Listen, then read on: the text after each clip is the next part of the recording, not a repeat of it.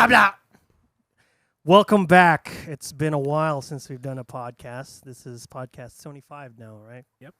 And who better to have here than one of our biggest fans, That's true. greatest friends, and just an all-around good guy, Alfred Kim. What's up? Welcome Alfred. back, man. Thank you. Thank you very much. Yeah, I man, am a huge fan, so this Dude, is an honor. you were the one who reached out to us. It's just like, hey, let's do a podcast. I'm like, dude, absolutely. Not only have we not done it in a while, but it's just really nice to finally get back into the flow of things because it's been a while since we've had a podcast. And just You talk to a cool guy, you know? That's Thank true. you. Thank you. Which A we've already been grounded, doing. humble, good-looking guy. please, you such know, a he's kind. getting he's Definitely. getting married soon, I think. Welcome back, man, and happy belated birthday. Yeah, Oh, thank happy you. belated Thank you birthday, very brother. much. I had a really good birthday, so Yeah. thank you. I really appreciate Good, it. good. Yeah, it looked like what you ate was really bomb. Tell me about that. Because What? you said you cooked your favorite dish? Yes. What is that? My main hobby outside of work is cooking, and my philosophy is I want to learn a dish and then practice it over and over and over and over and over again until I perfect it. And so there's this really good feel-good movie on Netflix with Jon Favreau called Chef, and there's this great scene. It's basically food porn, the movie, and there's this scene where he makes this dish called aglio e olio. It's Italian. It's basically designed to be one of those, like, it's a hangover dish. You make it with your leftovers at like 2 in the morning when you're like completely wasted. But if you do it right, it can be really fancy. So It's Italian? it's Italian. It's Nice. just a F ton of olive oil and garlic and Dude. crushed red pepper, and you just mix it with the sauce, and it just tastes phenomenal. It's Ah, really okay. greasy. It's really messy. It's really fun. I feel like if you ran like an Italian diner, like an American diner, but you made only Italian food, this would be one of those staples.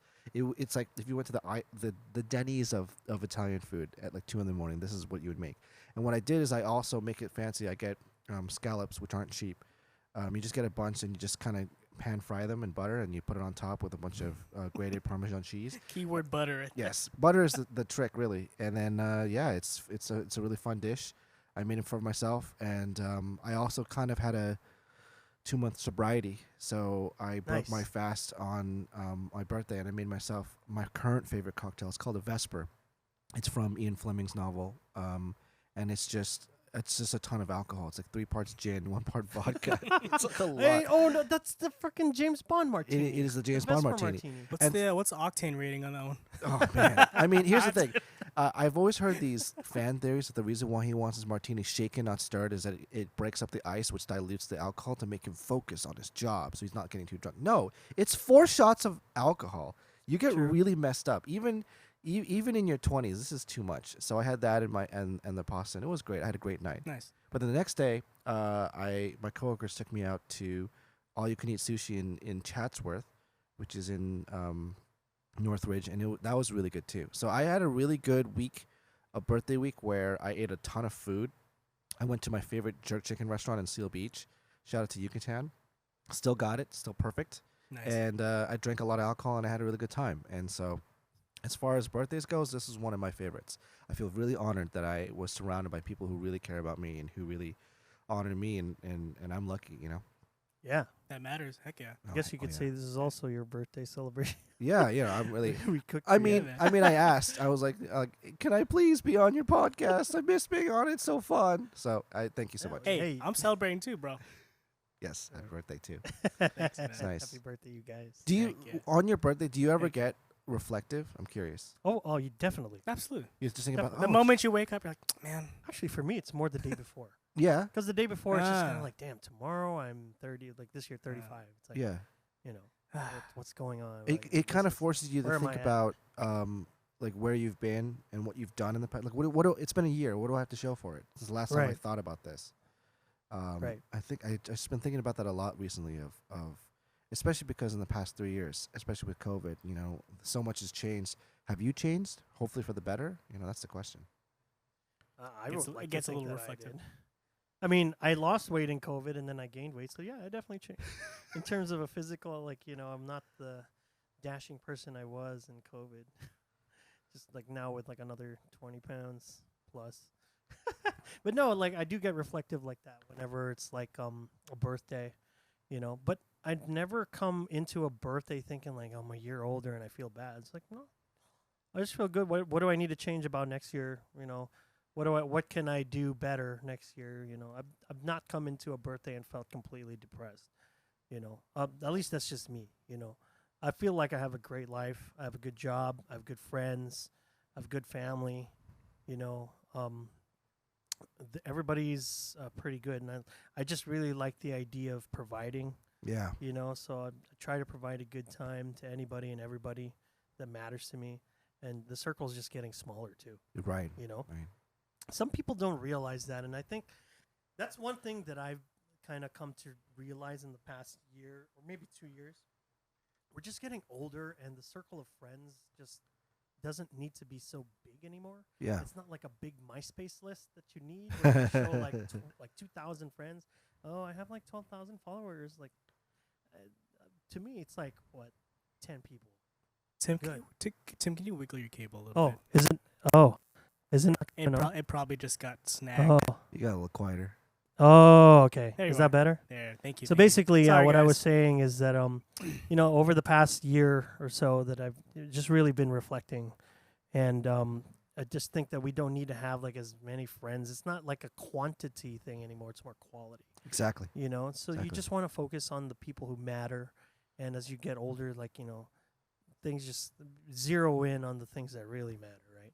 There is that one quote: "Man has two lives." One when he's born, and two when he realizes he only has one. Yeah. Because you start living differently when you realize, like, oh, this is it, bro. Yeah. I'm not getting another chance, Right. So yeah, that's definitely get reflective on my birthday, but it's just also part of growing up.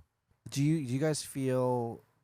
I mean, you're approaching your mid-30s, and I'm getting there too. Where like, do you feel a distinction of how you feel about yourself and your sense of self-worth in your 30s compared to your 20s? Because I don't miss my 20s at all, and I think about that because your friendship group shrinks because yes, it becomes harder after college, after your 20s to meet new people, but at the same time, you also kind of prune your friend group too because you're like, why am I still friends with this person? That's a good word. I grew up a little bit and they didn't, and that's fine. Like, no offense to them, but that whole expression of you really need to be with people, especially a romantic partner who pushes you to be better, I believe. And so you start pruning it, and you just start starting with, no, these 10 people, it's not a lot, but they're essential to my success. They're essential to my well-being. They make me a better person. They push me out of my comfort zone, and so that when I'm 33, 34, 35, I don't feel, oh, I wasted a year. No, I'm moving towards the person I ultimately want to be. Yeah. And so I don't miss my 20s at all, of like just wasting my time going to places and being with people who are like, I'm not happy. Would you say, Alfred and Tim, also as a slightly younger guy, but you take them as lessons learned, all those sort of faults and like not so great friendships and quote unquote wasted. But it's times, it's a wasted necessary effort. evil, I think. Sure, I sure, wouldn't sure. tell a 20-year-old listening to this podcast, don't act like you're 30s, like act like you're 30s and you're 20s. No, like, make those mistakes, fall on your face, go to those kind of clubs or those events or those concerts, parties where you don't really, because that's the only way you learn, right? That's the only way you figure, oh, this is what I want, this is not what I want, this is who I am.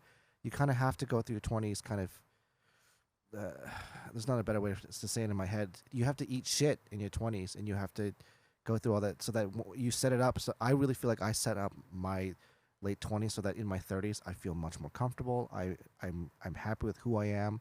I've accepted it. I'm pursuing everything in my career and my personal life that makes me happy, because I went through the suck in my 20s, and that's kind of like a necessary, like, Rite of transformative, passage. Mhm. yeah, transformative And process. that's just the way it is for damn near everybody. Yeah, and that's I'm not saying like avoid it or try to be in your 30s, in your 20s. That's not possible, and you're gonna miss out on that vital lessons. You know what though? I do know somebody. Does this work? Yeah. Yeah, right. Yeah, it's good, it's good. I don't know if it keeps like bugging out, but basically, I am friends with somebody who is kind of like, he's been sheltered like his whole life. Well, when I say sheltered, it's like he doesn't really go out a whole lot. Like, he has no aspirations to do a whole lot of things. Mike's smiling because he knows who I'm But he's a talking homie. about. He's still a homie because it's like we love him because he's never changed. He's still the same guy. But also, it's like, you're still the same guy. It's like, do I feel selfishly good? And me and my other friend talk about this. We're like, I feel selfishly good that he's still the same guy. you know, and that, you know, despite everything changing and whatever's going on with the world, he's still the same dude. But for my boy, he's still the same dude. Yeah. You know, it's like I don't feel like I want the best for my boy, but he doesn't want to go get it, and he feels comfortable where he's at, and he's in a situation probably now where it's like, well, now my family depends on me to do these things, you know, and I can't just pick up and go. Which I don't know if that's more selfish on the parents or the family, you know, because they're kind of relying on him now, you know, and maybe they give him grief if he doesn't do anything about it. He's not an only child by any means, but the rest of his siblings, they have their own families, they have their own house. He's, you know, still where he was at high school, kind of. You know, I hate to say that, but I love the guy, but I wish the most for him. But dang, dude, like it's like I wonder if he goes through his birthdays thinking like, man, what am I doing with my life? You know, I brought him to Japan, and we had a great time, and I felt like that was the real him. You know, because his parents are halfway across the country, or the world, rather, for that matter. But I don't know, like. I do agree with that whole like trimming thing, and it's just like, you know, there are some people that I was questionably friends with in high school, college, 20s, and it's just like I don't even know why we need to still be friends, because everybody also has different trajectories in life. Yeah. You know, They grow different. like I know we talked about this before, how like you don't want to necessarily have children, and like that requires a different level of maturity and growth and just knowing what you want. And it's the same, too, for those people who do want children. Yeah. That requires its own level of maturity and growth and understanding of, like, you're about to put another human life into this world. Like, I know a few of my friends who they're like, I don't want to put children into this world because, you know, we have our own goals. That's one. But two, it's just I don't feel like the world's going to be a good place for them. Right. Like, in the future. I totally get that. Yeah, it's one of my reasons. Yeah, for sure. And I totally see it, too. You know? I can see that the world's probably not going to be the best place moving forward. I mean, like, I feel like that's how it is now. Yeah. You know? Like, it's not necessarily, like, I feel like it's kind of getting a little worse, you know, for various reasons. Mm-hmm. But, yeah, I can totally see their reason why they wouldn't want to do it. And, you know, power to them. I just hope that, you know, they come to that decision without any regrets. I think there's two aspects to it. One, you have to be open to growth and change. You have to be willing to learn from your experiences, but also, in terms of your friend, I really believe that there's this idea that like too much success early on can kind of kill you, because I look back over the past year and I look at all the terrible things that happened to me. Like my car broke down in the middle of the 5 freeway outside of Bakersfield with my friend and my girlfriend in the car, and we had to spend the night in like a shitty Days Inn motel. I ate the most pathetic salad I've ever had at Denny's. I should have not got a salad. What was I thinking? Denny's thinks that Americans hate salads, and it was like it was a really low point. But I really credit that moment as that weekend in April as being one of those moments that made me a better person and made me more mature. And I think if you're just handed this kind of success way too early on, or you're just never given a chance to fail, and realize that you can survive failure, you're still here. You feel like it was the end of the world, but then the next day you just keep on going. And it kind of made you stronger or more mature or more responsible. It helps you grow. I like that. You mentioned like this low point that you had, right? But it caused you to go through this like transformative growth. Yeah. Right? I could talk about it forever. I synonymize that, if that's even a word, with how Batman got his parents killed. Do you think Batman would have been Batman if his parents didn't get killed? No, absolutely not. You it's know? the catalyst that makes him. He took a really horrible moment in anybody's life, and he transformed it into something that's productively positive for his like city. Obviously, from like a mental health perspective, probably the way he goes about it isn't the best, but that's what makes his character so compelling. But I think really like having that kind of perception of, oh, I went through something so profoundly not great, but I'm going to take from it something positive out of it, or I'm going to learn or grow from it. Right. For me, it was like, okay, I'm in a really shitty motel in the middle of the night, and I had to ask my girlfriend and my friend to call out of work the next day because we had no ride home, and we had to figure this out on our own, and my car broke down. I don't know what's going to happen, but I got through it, and I figured it out, and I just have this newfound perception on how I address challenges and problems in my life, and I feel a lot more calm and focused than I did before. Like I feel more ready for anything that comes. I think that's the one constant in the universe, right? Is that everything's constantly changing. Like you said, I agree with you.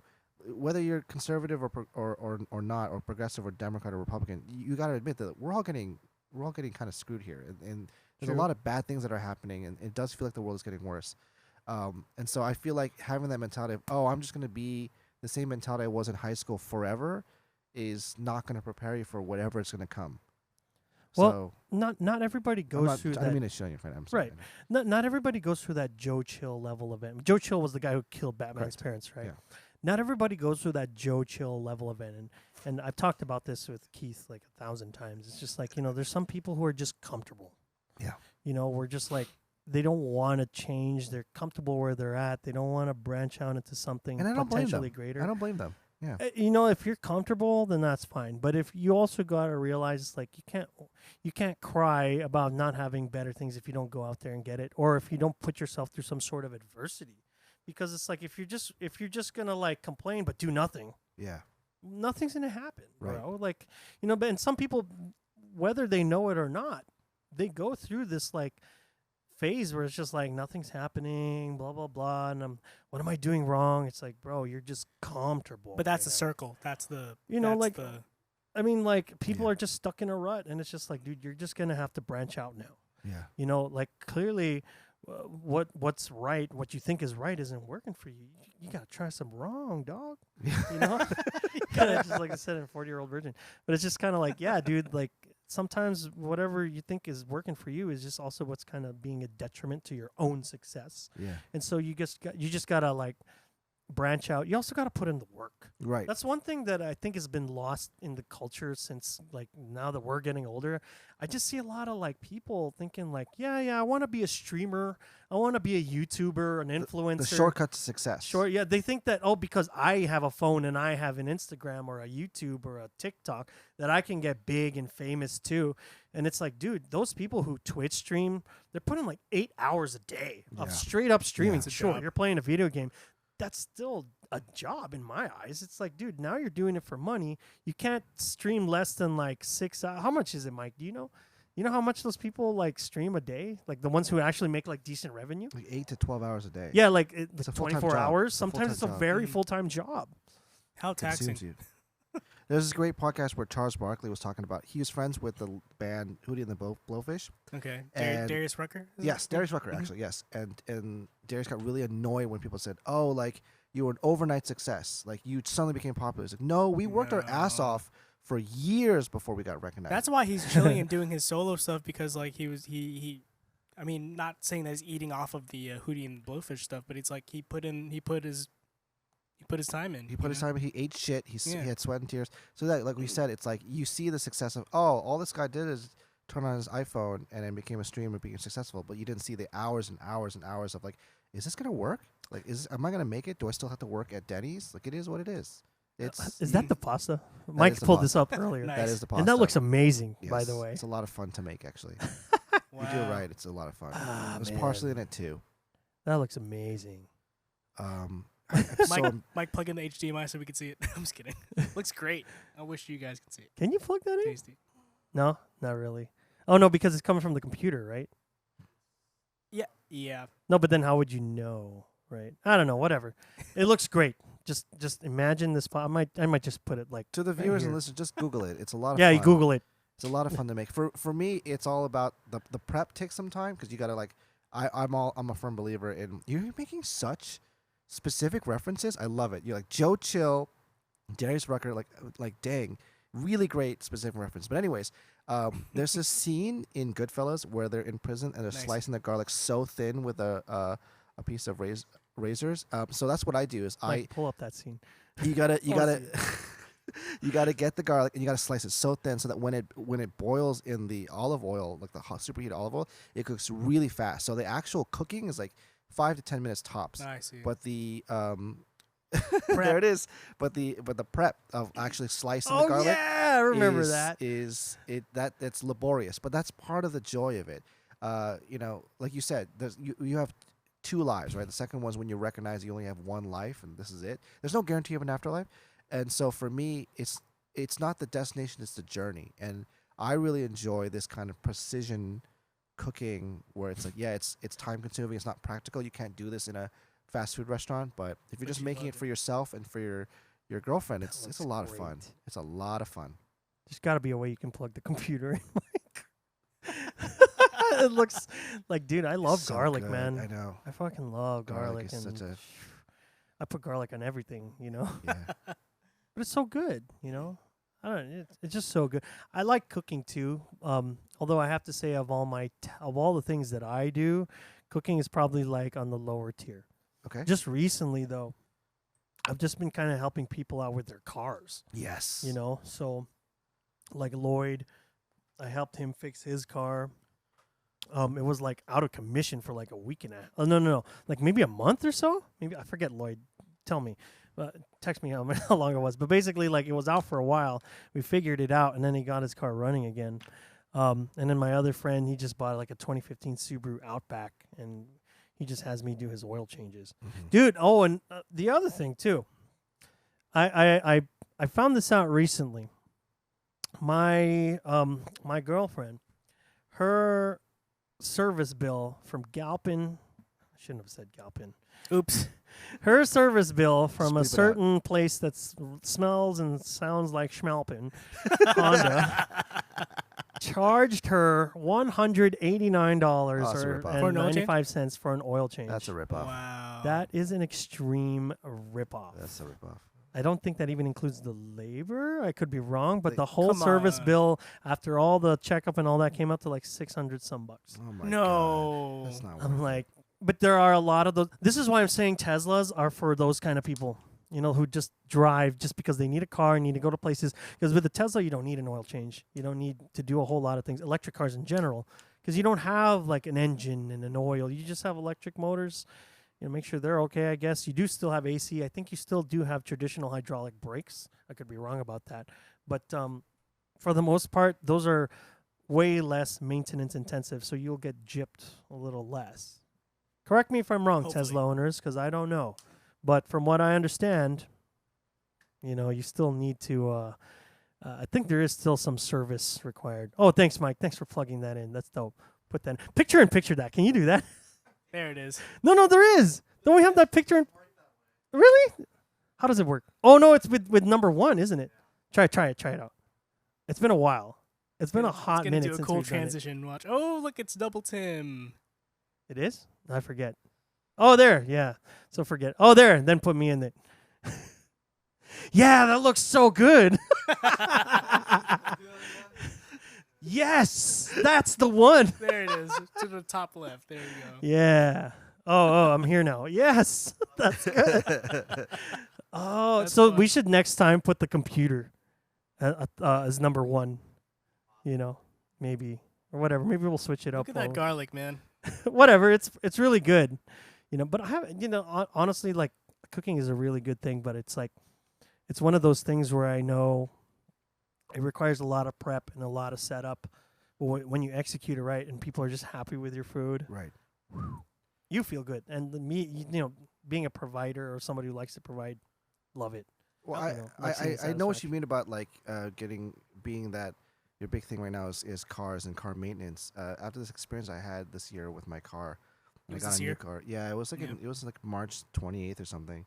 I was driving down from SF for my sister's car wedding was- and just being in the middle of nowhere. But just that problem solving, and it made me much more appreciative and aware of like how cars work and how to take care of them. Because unfortunately, we don't live in Europe where there's public transportation everywhere. This is a car-centric country, and so whether City, for that matter. yes, Jeez. I Yeah. get the feeling of I just want to what you said. I want a Tesla. I don't want to think about driving. I don't want to think about cars. I hate driving. It's just a thing to get me from A to B. I actually get that. I respect that. We all have that, don't you? Or like there's one aspect of life where you just I don't want to put any emotional energy into this. So like for example, I have a friend who's like he doesn't care about clothes. He just doesn't care. So he just dresses whatever's cheap, whatever's comfortable, and he doesn't think about it. And that's fine. And I'm really much a huge stickler about good food, about cooking right, doing it correctly. But I know some people who are like, I'll just have a PB&J. I'm good. Mm. I don't care, and I understand that. Is it because, Alfred, just to pick your brain a little bit on the food aspect, is it because you like the? It's very much an art, right? And you like I'm assuming you like the nuances of like, oh, that tastes like a little something bright, for instance, or like, oh, I like the coffee and it tastes kind of, that one's kind of citrusy and brighter. This one's kind of dark and like, is it because you're sensitive to the nuance? Because I feel like creative people, one, have that sensitivity, and two, smart people, I guess. I don't know. No, definitely creative people. Well, You know? I want to give you a complex answer, but Tim said it earlier. I just like to eat. What You can just I like to say? I eat. love eating. I That's love it. food in my mouth. It I makes me just feel like good. food. I like food, but you're right though. You enjoy it. You start to notice. You start to notice the notice difference between good and shitty quality. Sure. Mm-hmm. Like if you eat hospital food or you go to like a Jeez. cheap restaurant, you can tell. And then once you like, and I for me it's more. I enjoy making it too. I enjoy That's art. the That's the art. fast paced art of it, the improvisation that you can rescue a shitty dish with like just a little bit of salt, or maybe you just need citrus juice, or maybe you just need sugar. You didn't know. Yeah. But for me, I've also kind of, it just forced me to notice that, oh, when I go to a restaurant, especially after COVID, especially after all these supply chain issues, where it's like, oh, I know how you made this, and you are overcharging, and this is not worth the price at all. Like, I can go to maybe more inland, to the Inland Empire or San Gabriel Valley or Fullerton even, It's like a mom and pop type and of thing. get the same thing for like a third of the price with more portions for the same quality Gotcha. than what you did. Like, you cut corners, I can see how you made this, or you overcompensated with salt. I can feel it, and so That one's pretty obvious. Salt kind is of an obvious one. Yeah. yes, But it yeah. kind of cooking. Getting good at cooking has kind of ruined restaurants for me because of that. I'm not saying I'm Screw like it, as man. good as Heck yeah. a chef. Like, don't get me wrong, they work really hard. Yeah.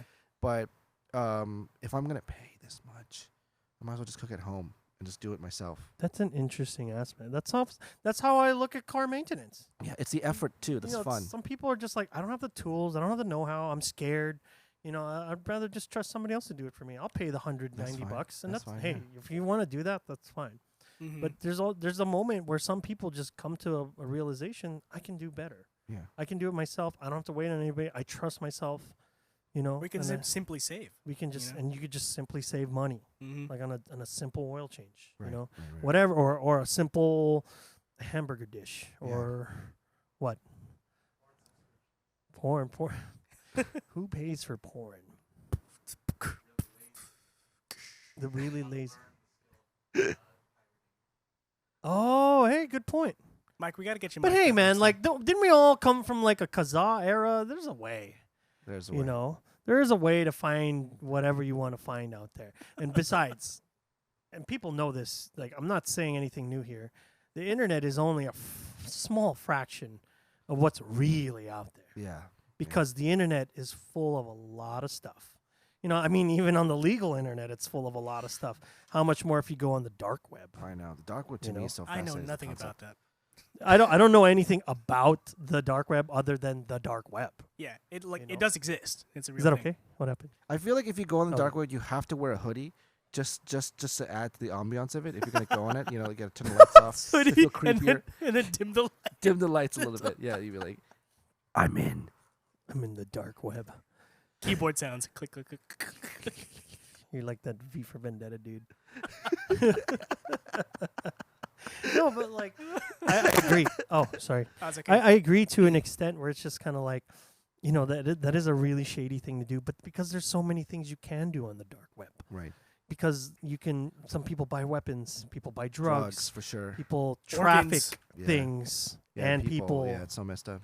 and Nuts. find the least of their problems is downloading stuff they shouldn't be downloading, right?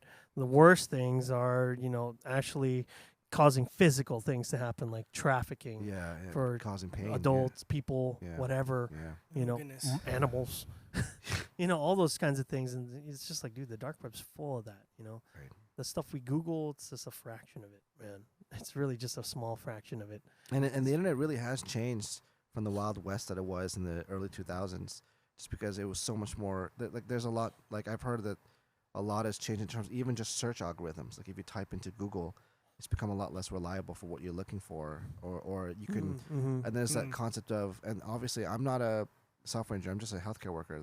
What's that phrase? SEO, search engine optimization. Yes. Where you can pay or manipulate it so that your website, your link, gets the top of the search. Your brand, etc. And who has the time to go through like 10 pages of Google to find that specific thing that's actually good for you, as opposed to someone who just paid a lot of money so that they're number one as soon as you type it can in. be paid for. Yeah. Mm-hmm.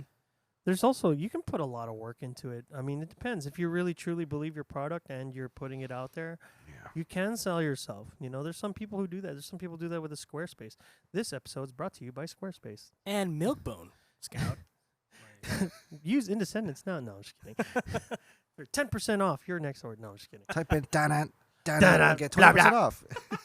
That's D8. No, I'm kidding. Can we, I'm so sorry. I don't mean to cut this up. Can we take a break? I really need to use the bathroom. Yeah, dude. Oh, yeah, dude. We drank beer. So Absolutely. Yeah. We'll just trigger a pee break here. And pee break. We're back. Yeah, good pee break. Good beer, too. Yeah, that's a really good beer. Yeah, thanks for that. Should I name it? Appreciate Am I allowed to name? We're not going to get in trouble if we name drop, right? It's like we drank Modelo. It's like a We drank Modelo. It was a good beer. It's very We smooth. liked it. You know, hey, you guys make a good beer. Can't go wrong. You know, Yeah. it's good in a Can't go- michelada. Oh, also good. I went through a really tough time in college, and I was misprescribed antidepressants that were so potent. It was a combination of like lithium and citalopram, and the lithium fucked me up so much, and I'd stopped it because I was having, in the healthcare world, we call it suicidal ideation. Oh and my goodness. like I'm fine now, but what I've noticed is a permanent change in my gut, where if I have heavy dark beers like stouts or IPAs or like a port, I feel so bloated and so tired, and so I can only really have these very mild lagers or like Interesting. Modelas, and I really enjoy those now because I'm just not having a good time. It's only those beers, and so that's why I actually really like hard alcohol, like martinis, just because beers just make me feel I don't know. It's something about the lithium that really messed me up So forever. there's a legitimate. There is a noticeable. I mean, there is. I just feel like if I have just- one Yeah. Guinness, I feel like I've had a gigantic meal, and I can't do anything for the rest of the day. It is quite thick. though. It's very thick. It's just I'm not having a caloric good even. I time. got canceled by No, Big no. Pharma now. It's like nobody's gonna take lithium now. Please take lithium, especially if you have things that require you to take lithium. It's very important. It just was prescribed to me. One time Anecdotal. I was visiting a friend in New York in his dorm, and this is in the middle of nowhere. It's in a town called Poughkeepsie, so it's like in the middle of Oh nowhere. yeah. And he didn't tell me that every Saturday morning they test the air raid sirens, which is the sound you hear, like in all those movies where they're launching all the nuclear missiles. Yeah, That one. yeah. And so I woke This is a up. super loud one. I was off citalopram for 3 days, and I didn't realize the withdrawal would be so bad. So I was very confused, and I was like freaking out. I was like trying to Google if all the news hosts were saying, "This is it, goodbye everyone, it's over, everyone's dead now." Wait, it's routine. It was routine. They just didn't tell me. Is this a coastal town? Where is this? No, it was in the middle of like the woods in New York. It's like upstate, and But why? they just test the air raid sirens. Because I told him about it, I'm like, "Did you hear that?" And he's like, "Yeah, they do it every Saturday." But at the moment, I was panicking. I thought, "Oh wow, my world is ending." And so now I like once a year I have this recurring nightmare where No way. I re-experience it, where the setting is different. The last time I dreamt it, it was I was in a kindergarten classroom, and then you see it in the distance, this large explosion. I'm sorry, this is something I tell my therapist. You see this large explosion, and you know it's a nuclear explosion in the major city, but you're far away where you see it, but it doesn't affect you.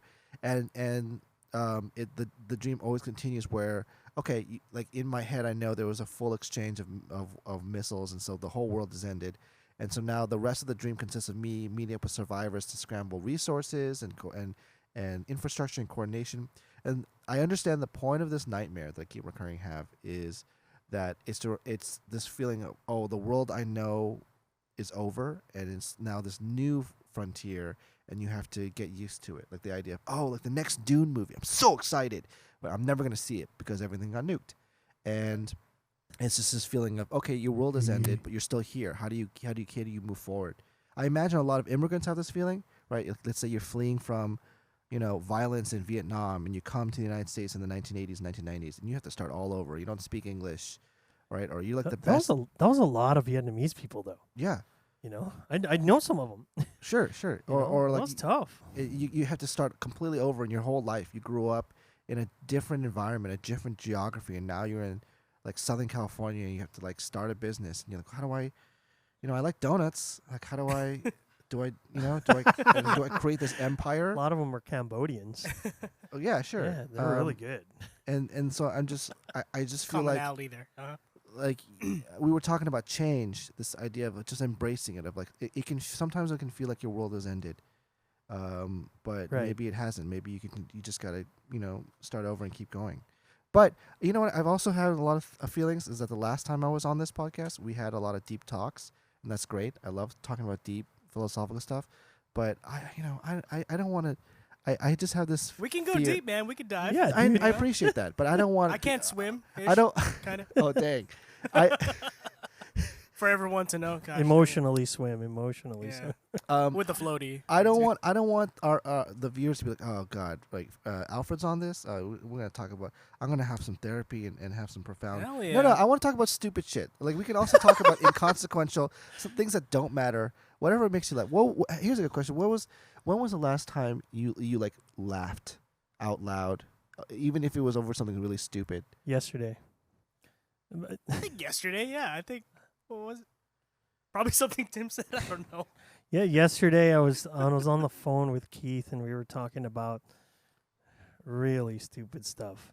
So basically, I won't get into too much detail, but basically, like, there's these two ladies that I know that are getting into it over high school drama. It's like, oh, well, you slept with that guy, and then this, and that. And we're just like, dude, this is so dumb. Like, you're 35, you're 37. It's like you're still worried about this kind of stuff. I can't work here anymore. I have to apply somewhere else. Oh, my God. And that's when we started laughing. It's like, dude, come on. What is this? I have to change high schools now because I'm going to get into a fight with this girl? Like, come on, dude. Like, get over it. Like, stuff happened. Okay. The thing that also there, what I see, especially in today's society, is that a lot of people love this whole I'm a victim, I want to cry wolf. Yes. And I get so much validation, and especially like when they're the victim of like somewhat meaningless crime. Well, let's say they were hurt by somebody. Sure. Okay, that person's an asshole, that hurt you. Definitely. But that was like 7 months ago. Yeah. What about now? Right. Like what about it now? It's like it seems like you've moved on. It seems like you've done this, but now you're starting to, it's like you want jumper cables for Christmas because you like starting shit. Car reference. Warning. Warning. Very good. Very good. So it's just kind of like, to me, it's just so ridiculous. And then me and Keith just kept laughing because we make all these jokes about like, we like making a lot of tandems like to movies that we like Austin Powers or 40-Year-Old Virgin. Uh-huh. We just say a lot of these Austin jokes, Powers. and we're just like, dude, like, what's the matter with these people? Yeah. Yes. There are times that I've laughed, and I do distinctly remember them. But because you gotta laugh at something. It's like that song, Faithfully by Journey. We all need the clowns to make us smile. Right. Right. Yes. That's such a great line in that song. And I think it's so true because it's like somebody's got to make you laugh. You got to, even if it's yourself, you got to make yourself happy. Kind of humbling, or that's like a humility aspect of like, oh, I was wrong, or like that was like, just laugh it off. Like you don't have to make a big deal out of something so menial. But that's kind of like our culture now has become team sports. Yes. Yes. That's what I don't like. Thank you for bringing that up. I really think you've hit the nail on the head, and that's one of my biggest problems with, especially in the past 10 years. We've taken things too seriously, too personally. We stopped laughing at ourselves. You're right. I think it's really healthy and important for everyone to laugh at your own jokes. Make yourself go deep, laugh. Alfred. Go deep. Let's go. I said we were going to do this. Where I get it. Like you went through a really tough time, or you experienced an injustice, or you did experience a trauma response.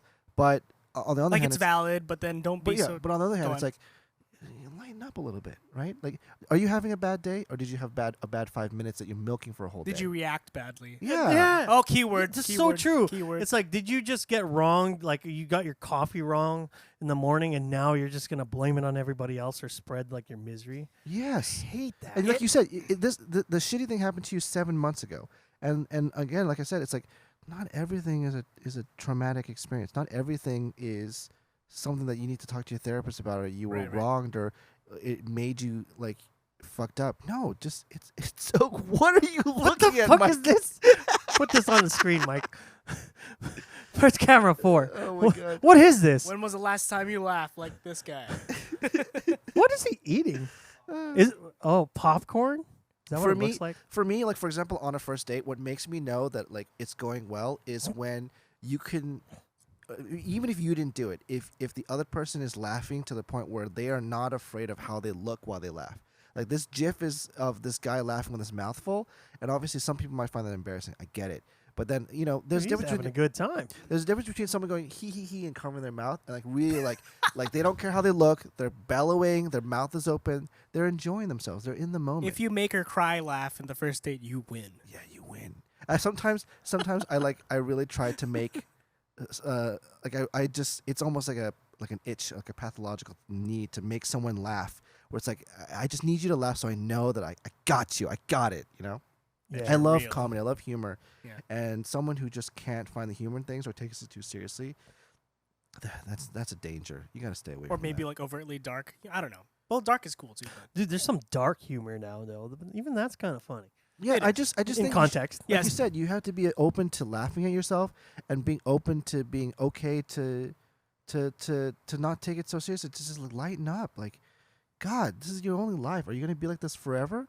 There's some people that I completely agree with, like politically or philosophically, but I would never want to hang out with at a party because it's like, wow, you are a miserable person. I agree with you, but you're miserable. You got just to way down on like it just feels heavy to talk to them. like, do you have to fight every battle? I know, dude. Or complain about it. Yeah. Some people think that they gain value by fighting.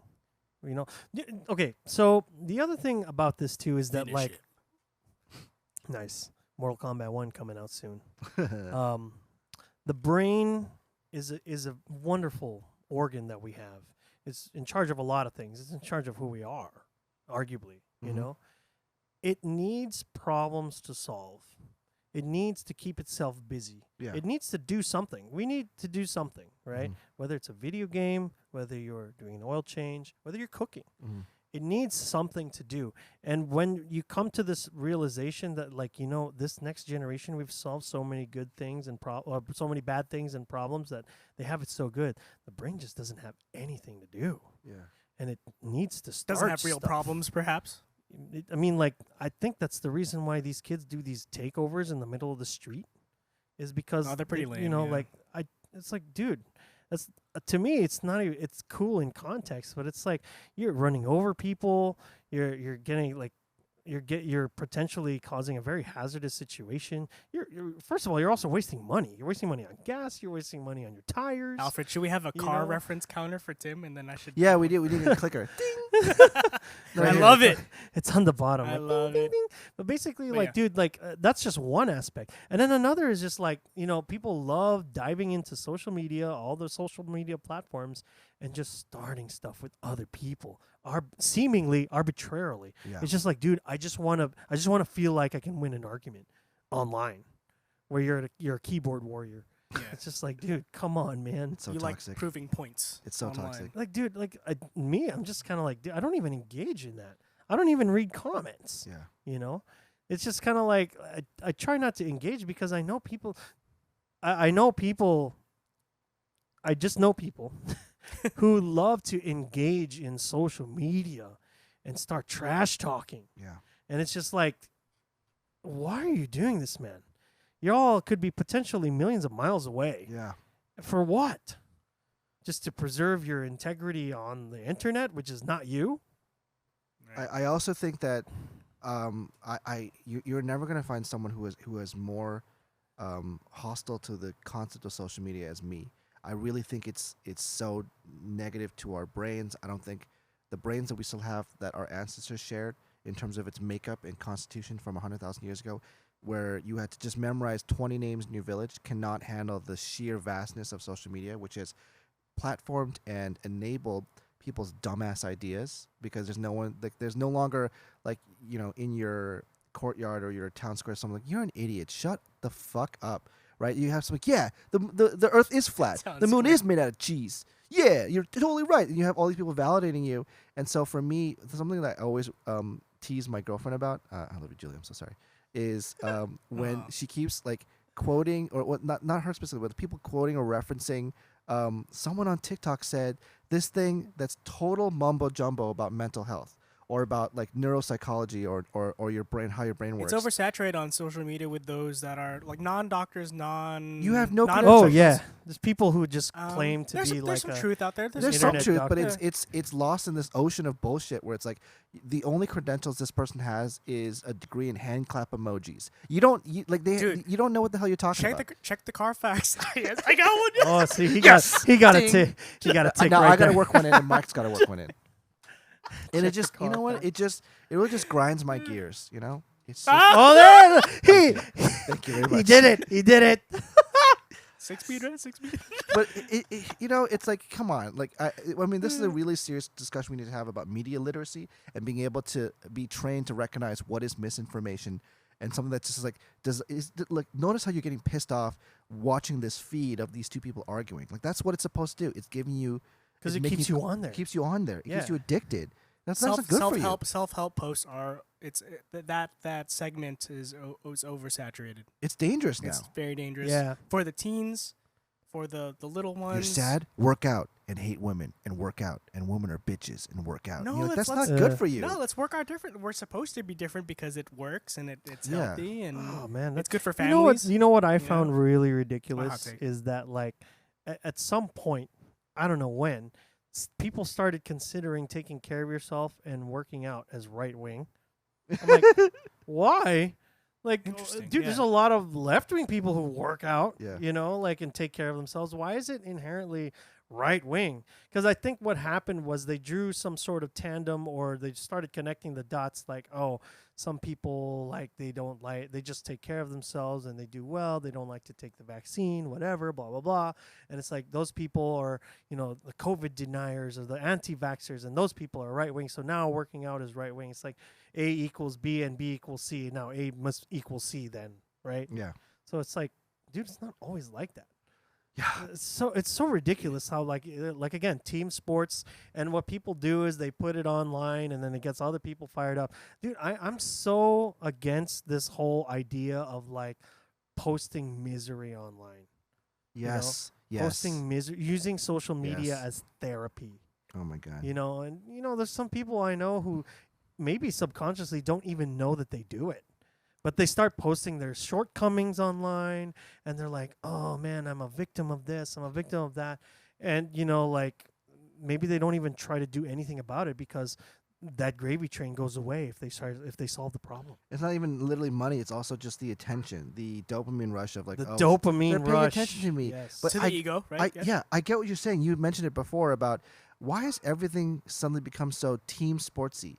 Where like how did like focusing on your physical health and physical fitness suddenly become a right wing thing, or like wearing masks became like a left wing thing? No, it's what the fuck? Why did it become politicized? Why is it like if you work out, you storm the Capitol? Like what? Yeah, you were there on January 6th when you were putting your legs up on Nancy Pelosi's office. Or whatever. Oh my Something God. ridiculous, or it's just like, come on, dude. Like, It's that jump to conclusion that kind of like, oh, I'm gonna completely write you off, my neighbor, my friend, my uncle, my cousin.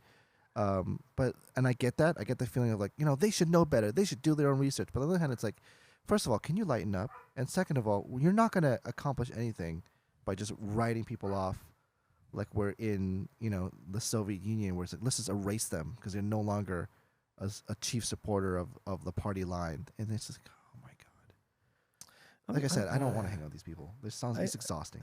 You know, it's just kind of like, I miss real life. I miss conversations like this. Yeah. You know, I miss where we can Analog. just talk to each other, you know, and talk and, you know, shoot the shit, Yeah. you know, talk to each other. Because now it's just like keyboard warriors, is like, oh, yeah, what are you this and you're that? And you're supposed to like, Keyboard okay, warriors, whatever. yeah. Yeah, I mean, there's some things that you would say online that you wouldn't. Yeah, you wouldn't say to an actual person. because it's cruel. It's shitty. Yeah, you just don't feel good. I mean, like, maybe you would feel good, but then who knows what they're gonna do to you? Right. Exactly. You know, you never know if they're gonna pull something on you. I have a feeling that like there's a lot that the two of you guys, I don't agree with, but I also understand that there's a lot that we do agree on, and I'm not gonna write you off because we disagree on certain things. That's It's just healthy human to- beings in healthy to general. talk Yeah. about You it, yeah. don't No, want it's better to talk. What if I convince you? What if you convince me? Is that the yeah, point? don't be married to your opinion. Here's the other thing too. Is just like we love to hyper focus on our differences in social media that we just completely write off the chance that you could be human too. Yeah, You could value the same things I value, like Yeah, a good family right. or good food or whatever it is. And then but you write it off because you disagree on this one little thing. Or Yeah. because I believe so and so should And then be our everything president. else is null and void. Yeah. It's like it's easy to do that for someone you just met because but then it becomes a defining thing. It's just like, dude, that ain't cool at all. But that happens now, and it's so prominent that like it's so hard to just talk to people, man, and just kind of trust them. And I get it, dude. Today, somebody like I said earlier, somebody tried to wash the windshield on my car, and I was just like, dude, what the hell's happening? Like maybe another day, or another time period, that would have been nice, and I would have actually paid the guy.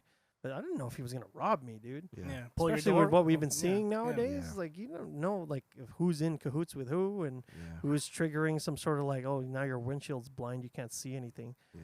Dude, I didn't know what the hell was gonna happen, man. I just bailed out of there. Right. I don't trust people now. It's sad, but That's it's true. the sad is that like we've become less trustful of each other because all this kind of social media and all this stuff that we've seen online has kind of made us much more paranoid and much more. And I get it. I feel like if I were in your position, I would do the same thing because you don't know. Yeah, I used to think, oh, if you're mad, honk at the person, they cut you off. But now you keep hearing all these stories about people with guns just like shooting someone on the Yeah. freeway. You're like, oh Yeah. my Yeah, god, dude, and they get away. they get away with it. They don't talk about it on the news because they get away. Or maybe they get caught later, but that doesn't stop, the fact that you died, and that doesn't bring you back to life. Dude, that happened to like a woman and her kid, like her baby. Yeah. Like they were shot by some two dudes. Road No, rage. they just shot at her car, not knowing that there was a kid in the back, and Oh, the kid come on. died. Yeah, like yeah. I 6-year-old read about kid. that. It's so awful. So awful. It's like, dude, dude, you can get mad at somebody cutting you off if this is a race on a circuit. That makes sense. That's the only time you should really be truly pissed off that somebody's cutting you off, because like you're losing a position in a race. You shouldn't be doing that on your way home from work. Mm-hmm. People need to get home too. Like I think what happens is like American, and my friend John said this best, American culture has become this kind of like you gotta get yours and step on as many heads as you can. Yes. Yes. And Oh, as a that's result, bad. you fail to think collectively. You Yeah. also fail to account for the collective mindset, The bigger where now picture. it's like I gotta cut off as many people as I can to get to where I need to go, and I'm using that metaphorically. That could be meant for anything, Ding. But yeah. You're it's true though. You're touching on game theory, where this idea of like everyone's out for themselves. But if everyone acts like that, if the raindrop doesn't blame itself for the flood, if everyone acts like that on the freeway, then everyone's dealing with traffic. You are traffic. Yeah. You don't think that you are, but you are. And you're talking about the bigger picture of how, we're all interconnected, man, because we are. And this idea of like I want to get that's something I really fucking despise about that specific aspect of American culture of fuck you, I got mine, I'm gonna get my own, I don't care if it screws other people over.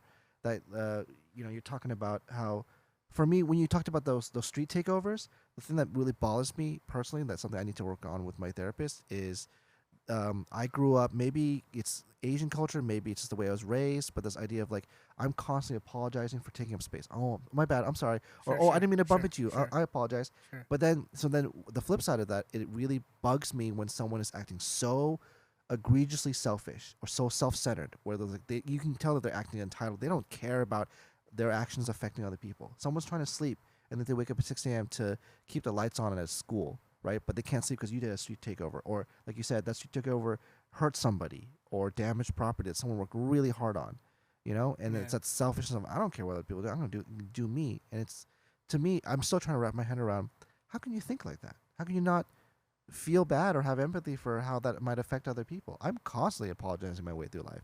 That's fine with me. I've made my peace with that. No, I'm also the same way. Likewise. I would, and I'm being very selfish here. It's like I'd like to think of me as just going through life, getting mine, but also not getting in people's way and not stepping on anybody's heads. Yeah. You know, I'd like to think that way, but, you know, not for absolutely everything because, you know, I'm not perfect. Yeah. But I'd like to also think that I am going through life and just be like, hey, look, you know, I don't want to screw anybody over, you know, and I want to make sure that we all win. I mean, I realize also that's a somewhat unrealistic scenario. Not everybody can win, you know, but at the same time, it's just kind of like, look, if you get yours, I get mine, we're both happy, and as minimal compromise as possible, I think that's a great scenario. I'm constantly moving out of the way of people who I think need to get to where they need to go more than I do, you know. So I'd like to think I'm just like you because I'm also thinking in that way. It really just kind of grinds my gears when people freaking like do stuff that's just kind of like, come on, dude. People are trying to sleep. People are trying to get to where they need to go. What in a street takeover? What if they need to get to the fucking hospital? Right. You know, pregnant woman or something. Yeah, or something to that nature where it's just like, dude, people just need to get to where they need to fucking go, and that's true for anything, takeover or not. It's just like, why the hell do you do takeovers, man? Like, I don't understand. I don't see it. Maybe somebody can explain it to me. You know, I don't see the value of a street takeover. Is it the attention, maybe?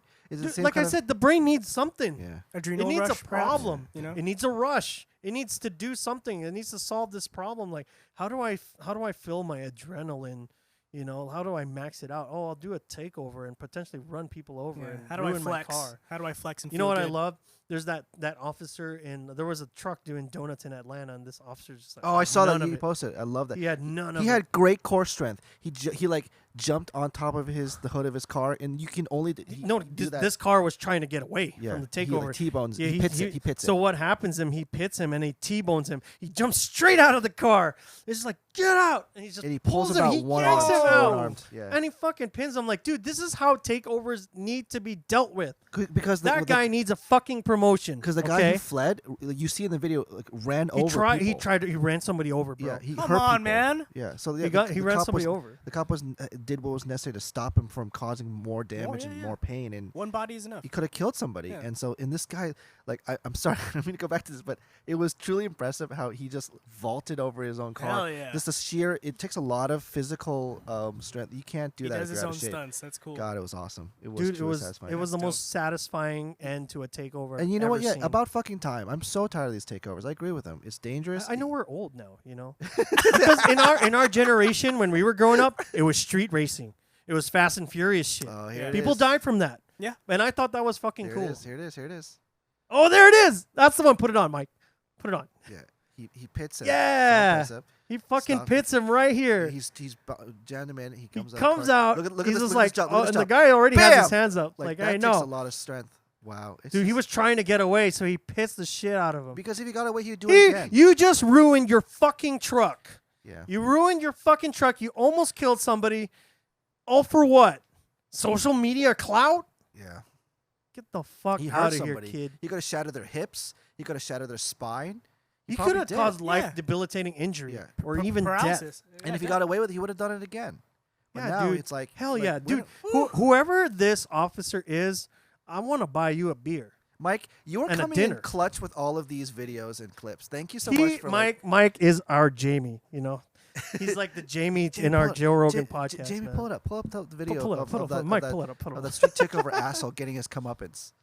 Thank you, Mike. Yo, officer, whoever you are, I hope we need more like you. We need more officers who are willing to do legit core strength. You know, none of these donut pushers. No, I'm just kidding. But basically, like, God bless you, man. I hope you deserve a lot. Yeah. And I would like to... he came on fast. He came real fast, and dude, he prevented potentially much worse things from happening. He was on duty, right? That wasn't a civilian car. Bro, didn't you see? He was. That was a cop car. That was a cop car. He did a great They're just not black and white right here. That was blue. No. The police cars differ in color across the country, across counties, across cities. Yes. So technically, you know, we're just used to the whole black and white look, but that's actually pretty iconic. LAPD's look is fairly iconic. Very iconic, yeah. You know, the black uniform and the black and white cars, they're very intimidating. That's right. That's like blue and red. That's very distinct. Some cars are just all white. You know, that's the police cars. Right. You know, but hell yeah, that Got guy him. put his hands up. He's like, "Fuck this, I'm done." I mean, he already ran over. You ruined your truck, bro. Ruined his truck. You ruined his ruined your life. fucking truck, which is not a bad truck per se. You know, the F1 250, it's a decent truck, man. And you just ruined it for what? To get like 30,000 likes? Can you even cash in a like? No, you can't. It's This meaningless. goes for all of you, prospective up and coming generation. What do you cash in likes for? Nothing. Likes don't pay the bills. Likes don't pay the bill. Maybe could- they do if you have like if you it's know your full-time a job. subscription service of some kind. You know. But only a fan would like that kind of thing, you know? So Hey, you know what, dude? Like, I get it. You need likes for certain things. Only a fan. Do I they have a got jingle? that. No, I'm just kidding. No, they don't. They don't have to say. You know, the it's so iconic. It just works. We're I gonna got play that. my buddy is a grade school teacher, and his students like to troll him because he's a music teacher. He's like, "Hey, Mr. T, what's this groove?" And they play the groove. And he's like trying not to laugh. I don't know that one. Nope. Yeah, because you're What at beat a is that? crossroads, right? What beat is that? You can't say that you know it, because then you'd be weird, Yeah. and then Yeah. you'd fly under the radar, or Yeah. you'd fly over the radar. You'd fly on somebody's radar. Like, Yeah. how does he know what that is? And why is he Yeah. telling kids about? Like, the kid said, you know about this theme. Yeah, so he kept You the can't pro. say that you know it. And you can't be Right? like, how do you know about this theme? You know, it's just It's weird. it's never ending. It's a weird, also double standard when it comes to teaching. It's so weird. I was talking about this the other day in a group chat, where it's like it's a weird double standard.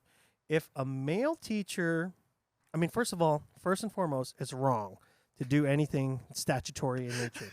Let's just put it out there. but But if a dude hooks up with an older female teacher, that dude is looked at with some value. yeah, And if it's the other way around, it's highly inappropriate on all levels. yeah, that's our society. But it should be highly inappropriate on both levels, right? on Yes. both It's- sides. It's still rape, especially if it's an underage kid. Yeah, dude, what are you doing as like a 25-year-old or 30-year-old woman with like a 16 or 17-year-old kid? Like, dude, that kid doesn't know anything. Yeah, you fucked What him is up, that? whether you realize it. Is that a helicopter? Feels like a heli. LAPD perhaps. They're hearing your conversation topic. They're gonna cancel you. So they're coming in. They swoop in. The NSA. It's Oh, yeah. but it's not even on YouTube yet. We're in a fucked up society where it's like, oh, it's you're a cool guy. You got hooked up with the older teacher. But you're right. It's wrong in both ways. The more you think about it, the more you zoom out on it.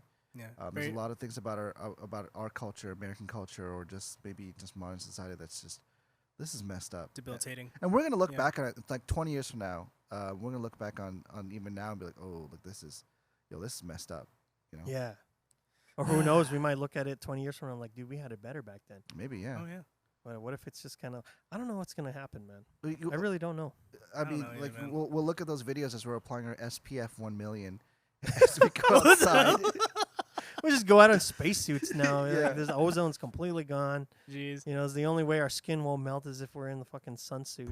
Yeah, Dude, just- there are we're all fucking bunker people who are born with that. Like they're Dang. super photosensitive to Yeah. the sun. Yeah. They can't like go out. Sucks. They're like Caliban from X-Men. They can't see. Yeah, dude, seriously, they Well, can't look, like these touch. fucking references Tim is dropping is amazing. I love it. I love all No, your Tim references. keeps- So pull up specific. Caliban, Mike. Played by Stephen Merchant. Yeah. Yeah, dude, that mutant can't go out into the sun, otherwise he burns his skin. But there are actually legit To a people. Who are crisp. like, that's not his mutant power, though. His mutant power, I think he can smell or sense other mutants and hunt them down. Yeah, that's the one. Caliban. Interesting. Yeah.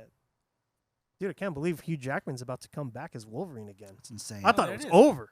He did it for he's been playing the role for 23 years. It's nuts. I think the years play less of an importance because it's like, how long does it take to make a movie? But then again, also, you got to, he trains for that movie.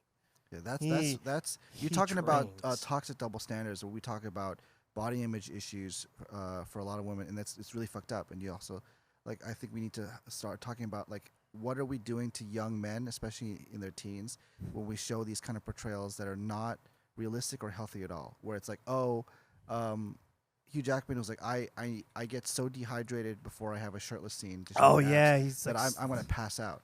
There's this great photo. It's for the look. Yeah, it's for the look, but it's Mhm. not realistic or safe. Or there's that or Christian Bale who went super thin to super super Right. That's uh uh jacked to play Batman in like less than 6 months, and it's like people don't do it by just eating chicken and broccoli and working out 4 times a day. You have to do some supplemental put in the stuff. work.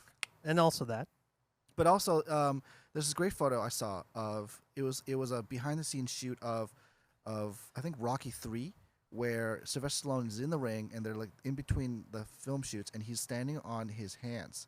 He's doing a handstand, and he's bragging about, oh, this is because I was so dehydrated for the look of the film that I had to do handstands to make sure I was getting enough blood flow to my brain.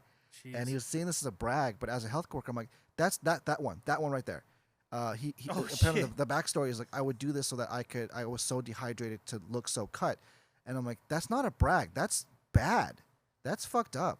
Like, I'm pretty sure Tom Hanks gave himself diabetes because of Castaway, because he bulked up, he ate a lot of fatty food for the pre-scene, and then the director took a year off so that he could get so cut and be so thin for the 4 years later on the island scenes. But all that insane weight loss and weight gain basically made his endocrine system be like, I give up. You have diabetes now. Jeez. And like, that's not good. That's not man. good for what is Method that? What is acting. that? What does that say to young young guys who look up to these like Thors and these Marvel superheroes who basically, like, yeah, I gave up tater tots and I stopped drinking alcohol. Yeah, but you also like you did a little steroids too. Yeah. And you had this personal trainer, you had a nutritionist, but you also you were miserable and you almost killed yourself and you fucked up your liver and your kidneys. This is not healthy. It's okay to be a little. You know what, you're Alfred? healthy. It's fine. We now can superimpose the any look with the AI tracking. Yeah. And you could, cut it and it'll be good. I would love that. Half joking, but yeah, I mean, the technology's there, right? I will say this though. I agree with you in the sense that it's just like, dude, it is unrealistic. Especially when I say unrealistic, I'm like, look, those guys just didn't do it overnight. Those guys didn't do it even over a year, maybe. Yeah. They were doing that for a long time. To prep. To prep. And they had genetics. But even, look, I don't personally have a problem with steroids, but like, if you're going to do it, don't fucking lie and say, oh, I had chicken and broccoli. Like, don't lie. Just say you did it. You're not in the Olympics. You're just training for a stupid superhero movie where you fight a laser beam in the sky. Like, you just don't lie. Just say you did it. It's okay. But basically, what I'm also getting at is just like, I don't think we should promote this whole like it's completely okay to be like to let go. Yeah. Oh, sure. It's just like we work in healthcare. We notice that these people who come in who are like 600 pounds. Yeah.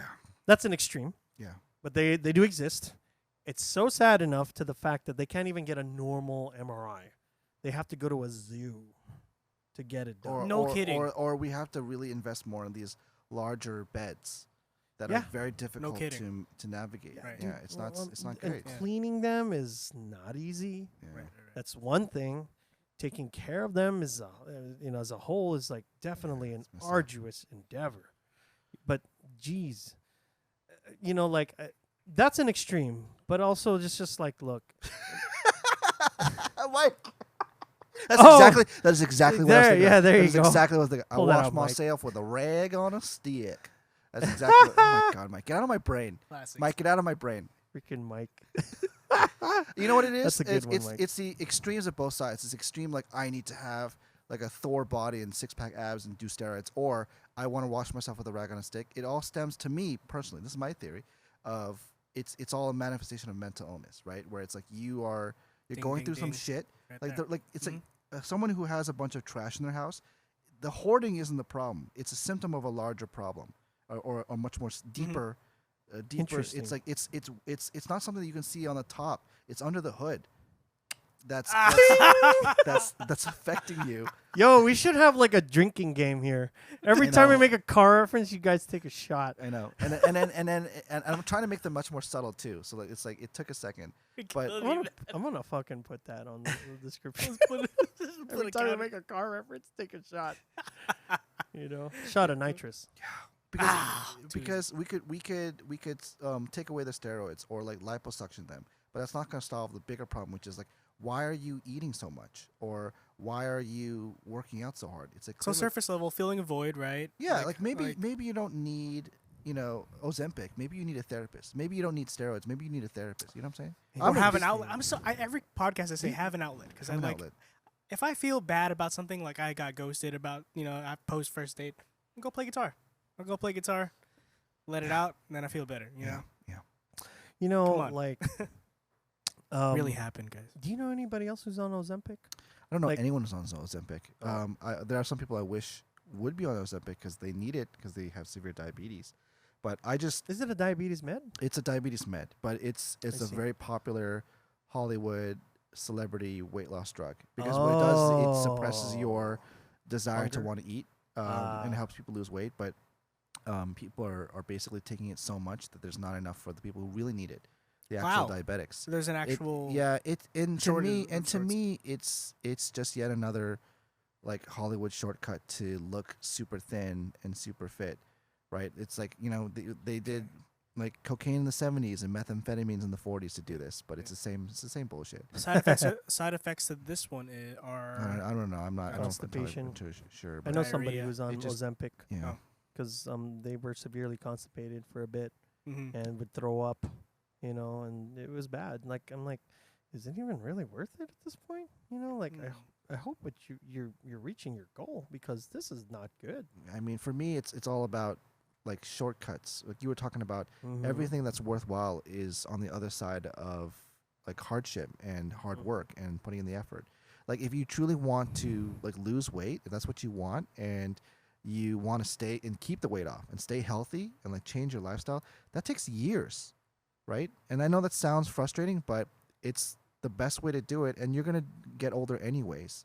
But people want to do that shortcut of I want the surgery, I want the Ozempic, I want the steroids, and he's like, Lifestyle change. I truly believe it.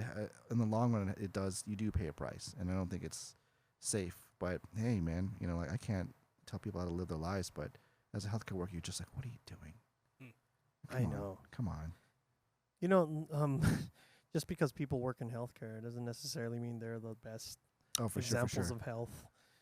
I know a lot of nurses were smokers. Oh my God, especially cardiac nurses. You're like, what are you doing? Yeah, it's just like Ironically, when they're right. like on chain smoking. I know I've been friends with some people. I'm still friends with some people. Who I just, love like, them. I love them. and they're great people. But they're smokers, but they're also nurses. Some are respiratory therapists. Funny enough, Yeah. giving themselves breathing treatments. Special breathing treatment. But you know what? It's just as much as I don't really like tobacco products like that, it's also what founded this country. And it's just also, I kind of also look at it as a symbol of freedom. It's like, go smoke, man. Just not next to me. Yeah. I'm happy that you can smoke because that's a freedom that we have. That's also what built this country. So cool for that. But also, it's not for me. I wouldn't want it around my children, my family. Like none of that. Like I don't want there to be like this like cigarette chain smoking like it was way back in the day where everybody was just smoking. Can I tell you something Indoors crazy? at that. Is in America, maybe California or maybe Southern California, it's gotten like we are living in a anti-smokers paradise because I went to Italy with my girlfriend for a wedding and it was a great time. The Italian people are lovely. I had a wonderful time, but I'll never move there because everybody smokes. And Everybody smokes. It's ubiquitous. It's everywhere. Air quality index was just poop. Well, it was like we were trying to do like that romantic let's have brunch at a outdoor cafe in Rome, and we had to call for the check because we're getting nauseous because it's everywhere. Everybody's And- smoking. Yeah. You like just come air back to quality. California, you're like, oh my God, so nice. Wow. Coming back to LA, imagine that. I know, right? You're With like- the smog. It I was know, just so ironic, isn't fascinating. it? You got to go to Japan, man. Yeah. You got to go. Oh yeah, you man, gotta I go to wanna It's like Japan. a must. Yeah, I do. want to go to Japan for the food and I heard of there's like a skyscraper where every floor is a bar, and I just Interesting. and they like I haven't been shave there. they like shave the ice in front of you into like weird shapes and they put it in your glass and like. Gotta I mean, look this that is we're talking about healthcare workers who smoke. Like I'm a healthcare worker and I drink like a fish. I love alcohol. What am I? That's not good for you either. Alcohol is like what? That's funny. I was having this conversation the other day with a friend, and she was like, she's new to this country in a way, and she was just kind of like, she was kind of like appalled by the idea of weed, and I was just like, it's legal here. Yeah. It's Like fine. very turned off to it. She was very turned off. Even and edibles? Yeah, even edibles, anything weed related, because she comes from the Philippines. Oh. With and Duterte, the former president now, he would really prosecute these guys to the point where he just like, kill them. Kill them, yeah. Throw them out of Obviously, there's like this whole like, oh, you do marijuana, that's it. So she comes here, and now it's just like, oh my god, like you can have marijuana here, and she's like, she has like this complete look of disdain on her face. And it's just like, look, people drink alcohol here, and that's bad in its own way at certain levels. Drinking and driving, and then you drive, so not you, but you know what I mean. It's like there's people who do that and then drive, and you don't get mad at that. Versus people who just want to like smoke or eat an edible and just watch a movie and have a good time. Yeah. Well, how's that any different from having a drink or a shot and then watching the same movie? Did you ever ask her? Because I actually haven't answered this. I want to say, but I want to ask her you through her first. Okay. What was like the biggest culture shock in terms of different cultural attitudes about America that she noticed compared to like? These are what I also like is that there's people. She was saying people here are definitely more. Complacent. People don't work for as much here because it's already been given to them. Especially coming from another country. Tons of people, men, women, everywhere in between who've come from another country, and it's just like, you know what? You guys have it good here. You didn't have to fight for these things, like we did in our country. You already have it. But again, going back to this whole the brain needs something to solve. There's always going to be something you're going to cry about, There's always going to be something you're going to cry about that you don't have because you just want to solve this problem. Versus like people in other countries, like, dude, we're just looking for the right to wear clothes, or whatever, or the right to vote, or the right to work, or the right to marry who you want to marry, or you just love who you want to love, all that. We're talking about like other countries where like you can't even be gay, otherwise you'll be executed. Right. It's sad. You my come here and then you see the gays here and they're like, we don't get enough rights here. I'm not trying to be gay, but like basically what I'm saying is like those people cry about something. They don't have the same hardships, dude. Even in the same country here, the gays from the 80s, they dealt with a whole different set of like, what's the word I'm looking for here? Discrimination because of the AIDS epidemic at the time. Right. Everybody was calling it the gay disease. Like, dude, the gays now, or the younger gays that didn't deal with that, they didn't have to deal with that, and now they're crying about like other things that weren't like, dude. That's why I like the older gays, because like they had to fight for stuff. They had to fight, and this was also coming at a time where it was less common, right? You coming out as gay was just like still taboo, even as late as like the 2000s. Yeah. Right? Yeah. And nowadays it's like in 2020s now, you could just be gay and it's at least in LA, it's completely normal and they don't have to fight for anything. So again, the brain needs something to fight about. So they'll come up with a whole bunch of other things that says like, oh, I need to do this and blah, blah, blah. It's just like, dude, you didn't have to face the hardships that the generations before you had to face. I respect them. Sounds like a perspective, right? Yeah. It's like my friend went to his honeymoon in Egypt. And 30 miles outside of Cairo, he went to this village where he says, I might as well have traveled back in time 800 years. They didn't have working water. They didn't have roads. They didn't have cell phones. And like you're talking about the privilege of in America, like we have infrastructure. We invest in our roads and we have running water and we have cell phones and a electrical grid. Right, but there's parts of the world where that's you might as well be in the 1400s. Yeah. Right, and that's true. That we do kind of invent problems we have, and that perspective. I think going to abroad gave me that perspective of like, hey, maybe like things like there's a lot of problems in this country, but there's also like a lot of great things too that we need to savor and stop and savor every now and then. That is so true. Smell the roses. This country is not the best, right? In terms of like, it depends on where you're coming from. It's not on the absolute top, I would say, but it depends on where you're coming from. It's like, dude, like, just because I still think America is one of the greatest countries in the world, up for the best one, definitely.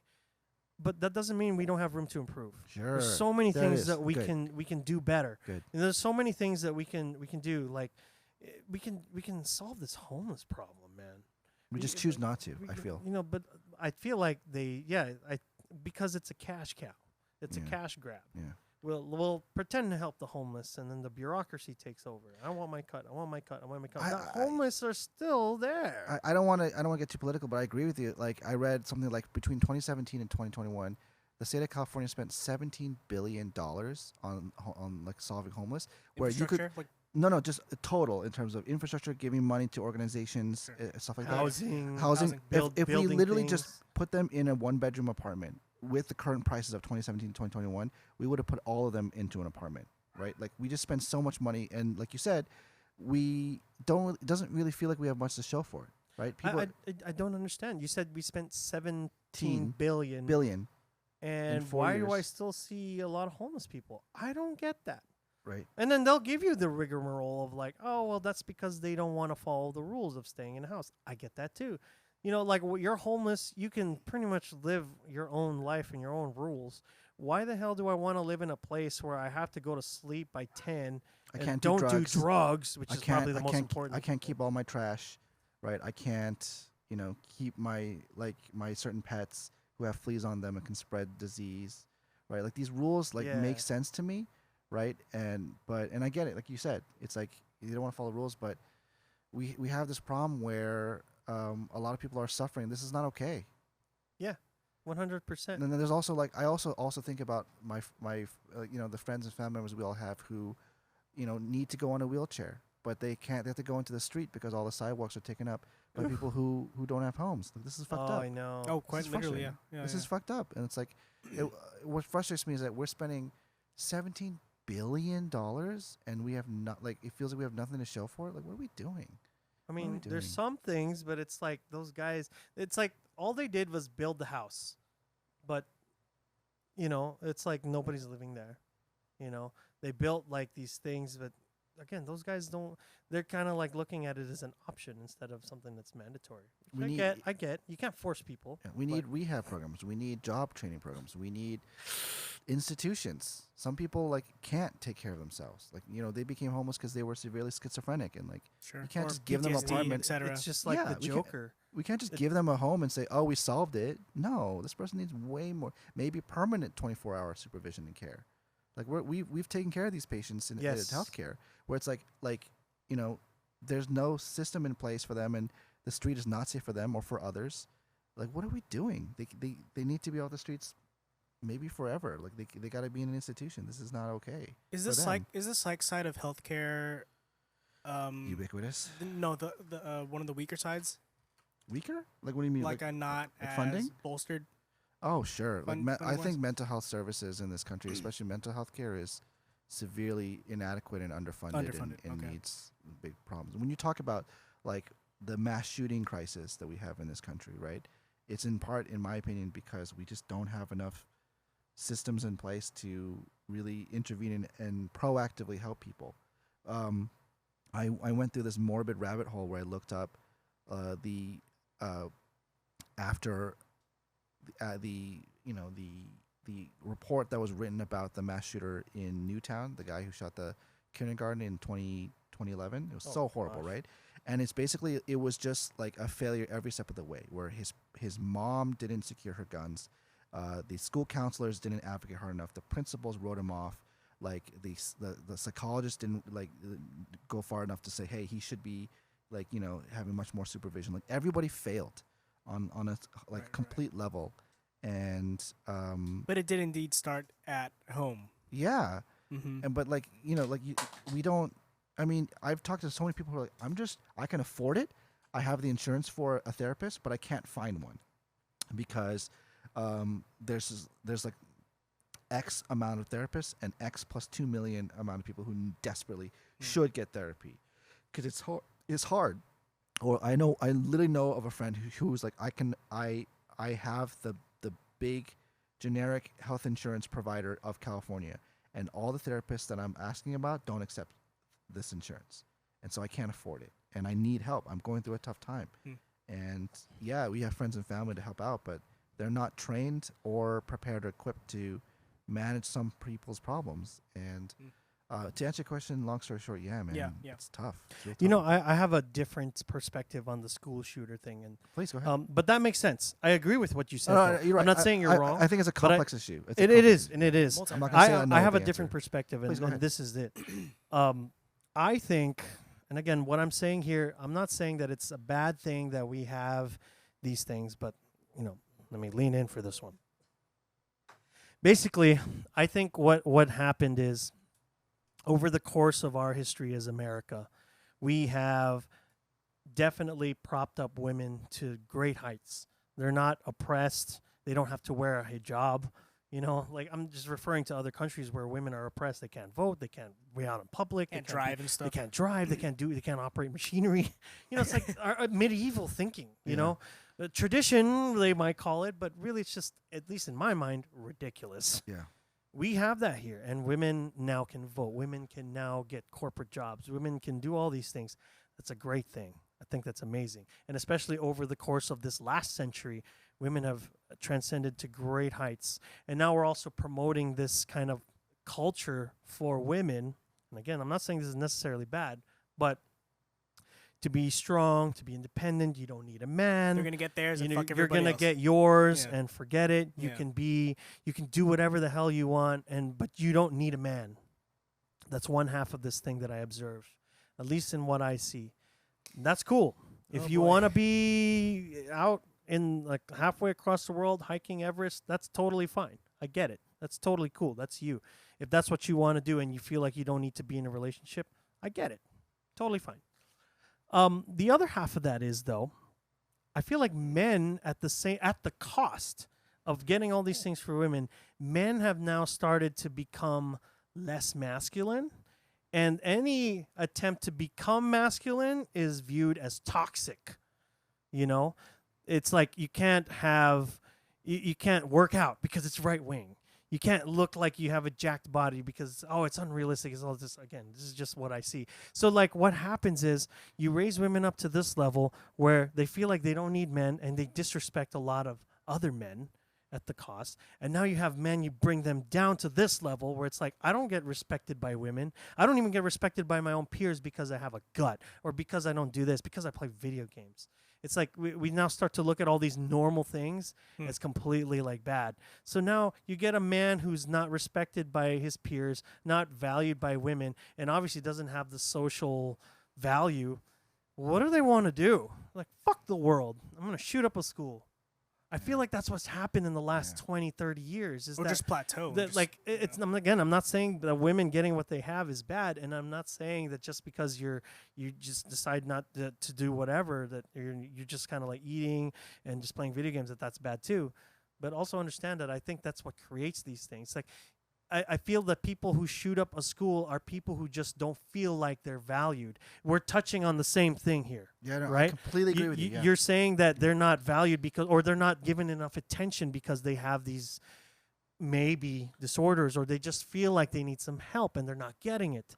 I'm kind of touching upon the same thing, but from a different perspective. I think you're absolutely right. There's been a lot of research to bolster your claim here, where there's been a lot of like also news articles of like, hey, like we're noticing this epidemic of this is a really poor term, like male loneliness. And I don't just mean like, oh, like no one's entitled to like a sexual partner, but like, literally just like there's no connection, there's no support network, there's no support group, there's no mental health, there's no sense of like purpose or direction or meaning.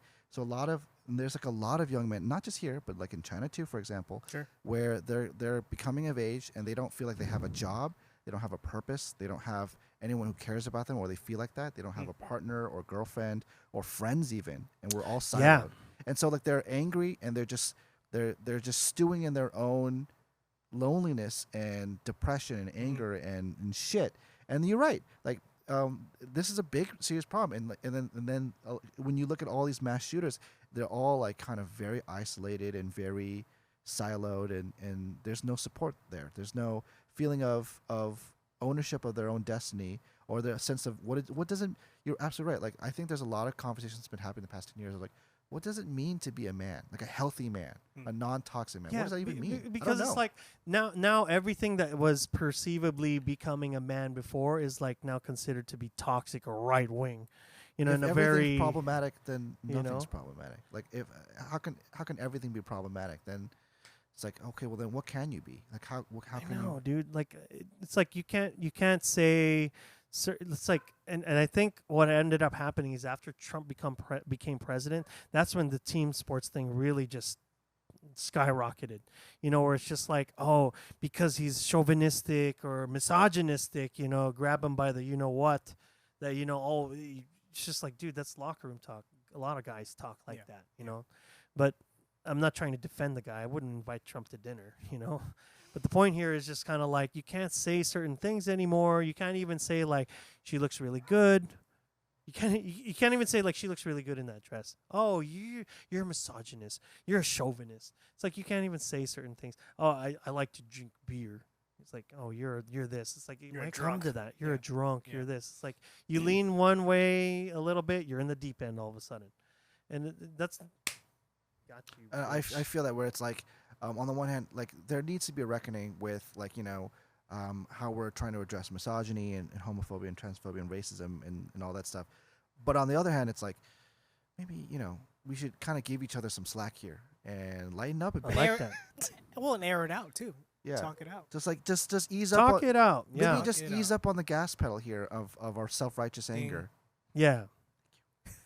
You know, it makes a lot of sense, and this is a very dicey subject because it's like I try not to talk about these things, but it's just like I've talked to people. I like talking to people because it offers a unique perspective that you just might not even see it at your own level because you don't know what it's so easy to just not wear someone else's shoes and call them whatever you want to call them. It's easy to write them off. It's easy to march in protests, but as I get older, and I had a lot of arguments about this with like people in my life where it's like in my 20s I went to all these protests and all these marches and like you're not someone I want to associate with because you have this one political belief that I completely disagree with. But now I'm more interested in results. Like, did we put more people in homes? Did we solve more people's problems? Did we prevent more mass shootings? Did we help people who felt different because they were gay or something feel validated? And I don't give a shit about I planted my moral flag on this stupid argument and I feel good, but the cost of it is you, like, for lack of a better word, canceled a bunch of people who you could have made allies. Like what? Or heard out. Yeah, just had a perspective or worth listening to. What if they perhaps change your mind? Like are you so afraid of being proven wrong that you're gonna? That's what people are. I think now because of this whole team sports thing, and Chris Cuomo said this on the PBD podcast. He's like, news now has become that. You can't even admit that you were wrong about anything because it's become heavily politicized. And in politics, and this goes older than legacy media, if you admit to being wrong, nobody is going to vote for you. Yeah, you're not going to garner any support from your constituents. Even if that makes you less human. Because it's human to admit, hey, I'm sorry, I fucked up. I said something stupid. It really is. I wasn't trying to be like a bigot. It's just like I want to have a discussion about this, like where we can be chill about it. But then it became this insane conversation where someone got written off. But this is a famous story of this young girl. She was like 19 years old. She was a college student. This was in 2009. This is over a decade ago. Where that was a good year, I think. She sent a tweet. She sent a tweet. I remember it was a tweet, so it must have been 2009, where she sent a tweet where she's like, "Hey, I'm flying to Africa to like help like kids in need." It's like sounds noble. It was a good thing. Mm-hmm. And she made like a stupid dark joke. I forget the details of the joke, but it was like she was like making fun of how like she was highlighting that like Africa is a very impoverished continent and needs a lot of assistance, and it's been the victim of colonization and all that kind of colonialism. Okay. But people, and that's it. Okay, go on. Sorry. Yeah. So so she turned off her phone and the plane took off. When she landed, she lost her internship. She had to fly back, and she was like ostracized by her friends because the internet took her joke, and it was a fucking joke, out of context, and her life was ruined for like the next 5 to 6 years. It was only like in like 2018. Was it a seemingly innocent? It was this dumb joke about how like it was highlighting the poverty in Africa. But then, thank you, Mike. But it it was taken so far, and the point of the story is that she was like literally canceled. This is canceling before like the term canceled was. Yeah. And I hope I don't get AIDS. Just kidding. I'm white. Right. Is that the one? That's a joke. It's a stupid joke. It's a really stupid joke, right? I guess in the most generous, in the most generous, in the most generous of perspectives, maybe she's saying that like the AIDS crisis was formerly believed to be, like you said, a gay disease or a disease that was meant only for black people, and she's talking about the disparities in treatment of white victims versus black victims of HIV. But the point of the story is that it's a stupid joke. It's a stupid joke told by a 19-year-old girl or whatever, and she was her like. What if she ended up being an activist for people who have AIDS? What if she ended up being someone who could have made a good difference? She's being a typical. She's an idiot. Like, she was a stupid kid. Like we all were. Yeah. And thank God I didn't have Twitter when I was in high school. I would have been in big trouble too, because I was an idiot too. I'm still an idiot. But my point being is that there was no nuance. There was no grace. There was no forgiveness. It was just hand clap emojis. You're fired. You lost your job. That's it. And I think this is the toxic double-edged sword of social media, where, and you said of this team sports of like, oh, I bet she would have stormed the Capitol. I bet. I know, right? like, come on. Context, you know what I mean? Like, she's like, and also it's also expression of like jokes and words versus actions. Like, she was going to Africa to, remember from the story, like trying to help people, right? Like, doesn't that matter more than a stupid ass joke? She probably helped them like a lot too. Right. She could have, but she didn't have a chance because she made a stupid joke because she was a kid, and the internet decided that she was literally Hitler. And so, for me, this is one of the things I really hate about social media. Is like there's no nuance, there's no context, there's no, hey, wait a minute, let's think this through. Like, what she said wasn't great, and it was a bad joke, but she's also a kid with no perspective. Like, why don't we like cut her some slack here and say, hey, what you said was fucked up, but let's move on. Instead, her whole career was derailed for a joke, and so joke tweet. And she wasn't saying, hey, I hope all these people die of AIDS, or she didn't say, oh, hey, like Hitler did nothing wrong. She was making a stupid joke. She was no maliciousness, and yet here we are, you know. And so it's like you're saying, you have to be super careful. I'm sorry, I'm getting a rant here. But you know what? Social media is like something we got to talk about now. It's like it's always on the radar. It's always something that's like, I question sometimes what people post, because, and I'm just coming from my own perspective, I don't like it when people post a lot of stuff about their kids. Yes. Look at this question. Okay, I don't have kids, so I don't really have this kind of perspective. But I always ask this question, and because this is a very, very dark truth, especially if you have a public account, who's jerking off to your kid? Because do these people not realize this? It's so true. You're right. You're absolutely right. That's fucking scary. It's alarming, bro. Especially these people who have a public account posting pictures of their kids taking a bath. Yeah. You know, and they put an emoji on the private parts. Bullshit. Somebody out there is stroking it. Yeah.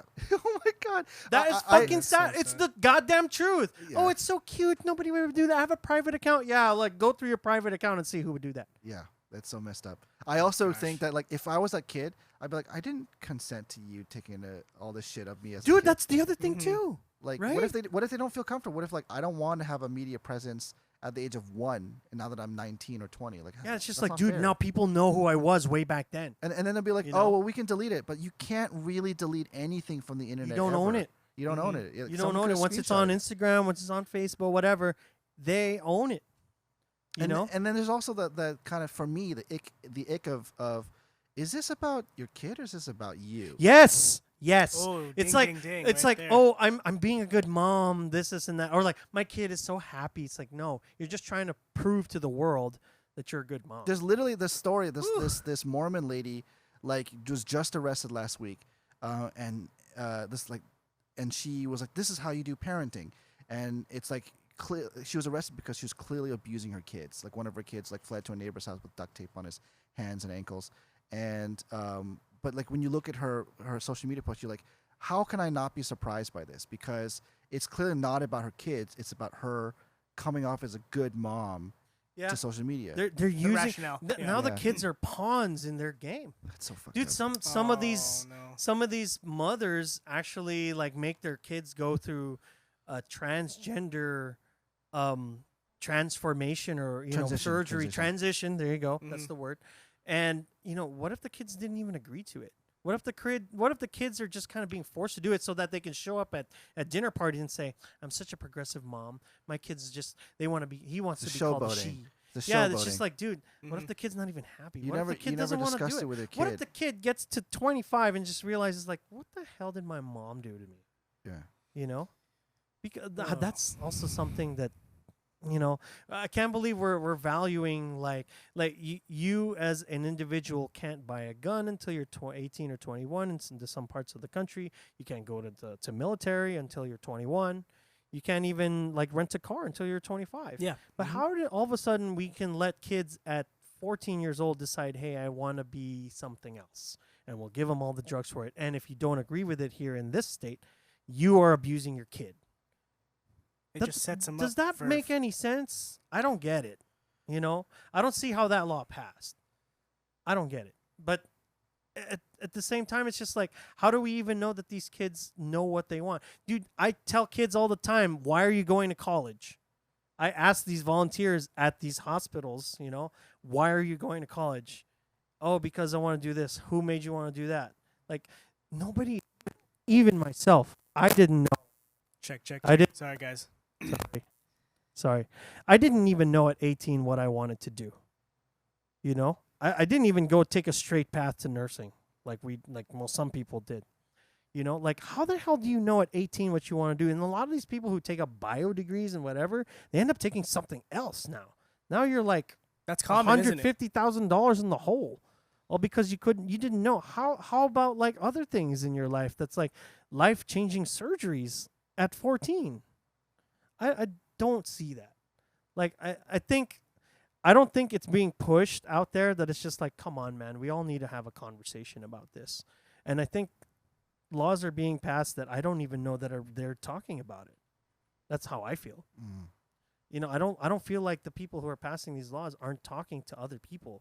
I think they're shunning them out and canceling them so that they don't get any opposition. The very nature of our country is that we can talk about things and debate things.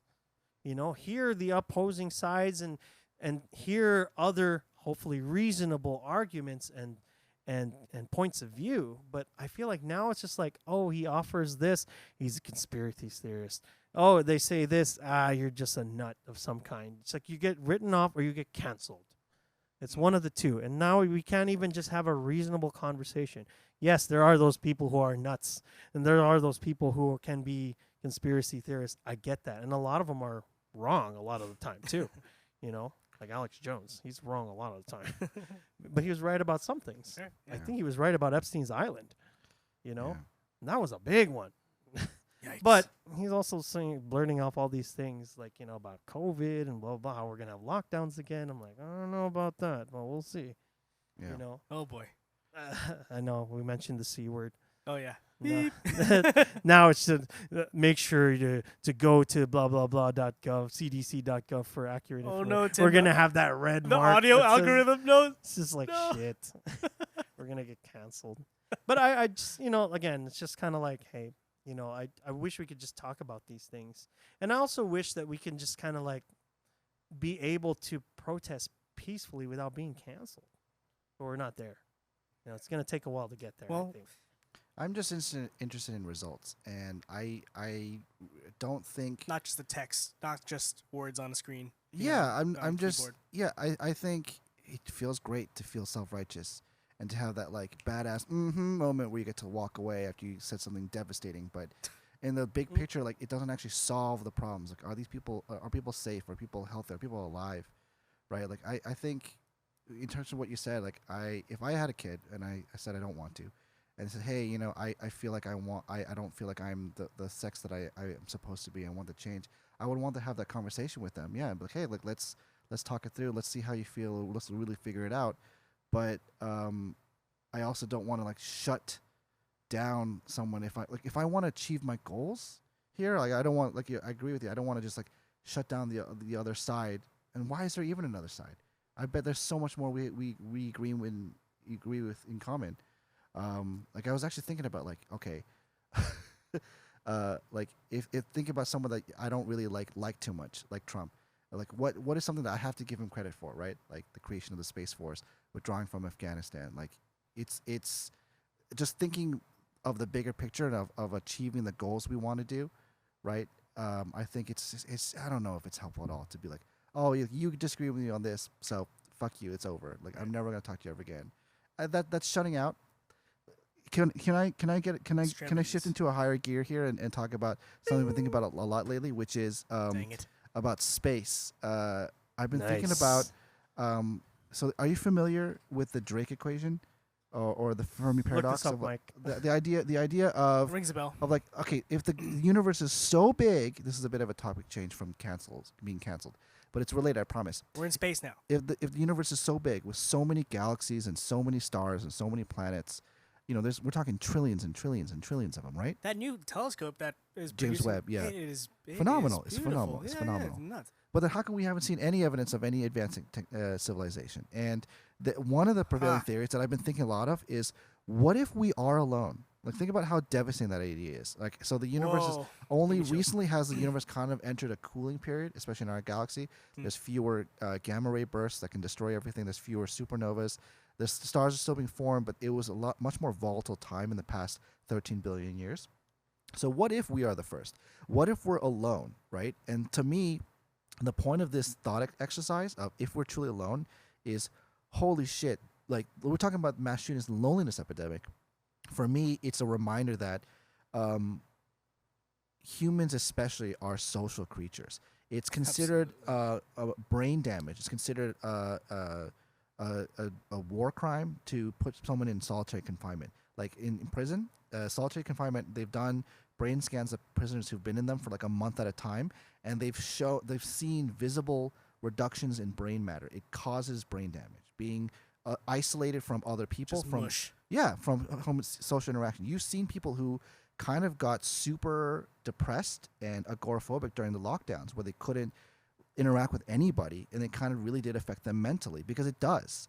And so for me, the point of this, of like, what if we're alone in the universe, is it further highlights that to get through all this, we have to do it together. Not even Batman works alone. Like, that was the whole point of his story. Is like, So oh, true. I'm Batman. Like, fuck this. I'm gonna save the city by myself. No, he needs Alfred. He needs Robin. He needs Commissioner Gordon. Like, he succeeds because other people help him in his mission. It's He healthy, had a lot of it's help. Healthy leverage. Can you imagine right? if he was like, oh, Commissioner Gordon has some ideas that are slightly transphobic. I'm never gonna work with him ever again. How could he save just that one thing? How could he save Gotham? You know what I mean?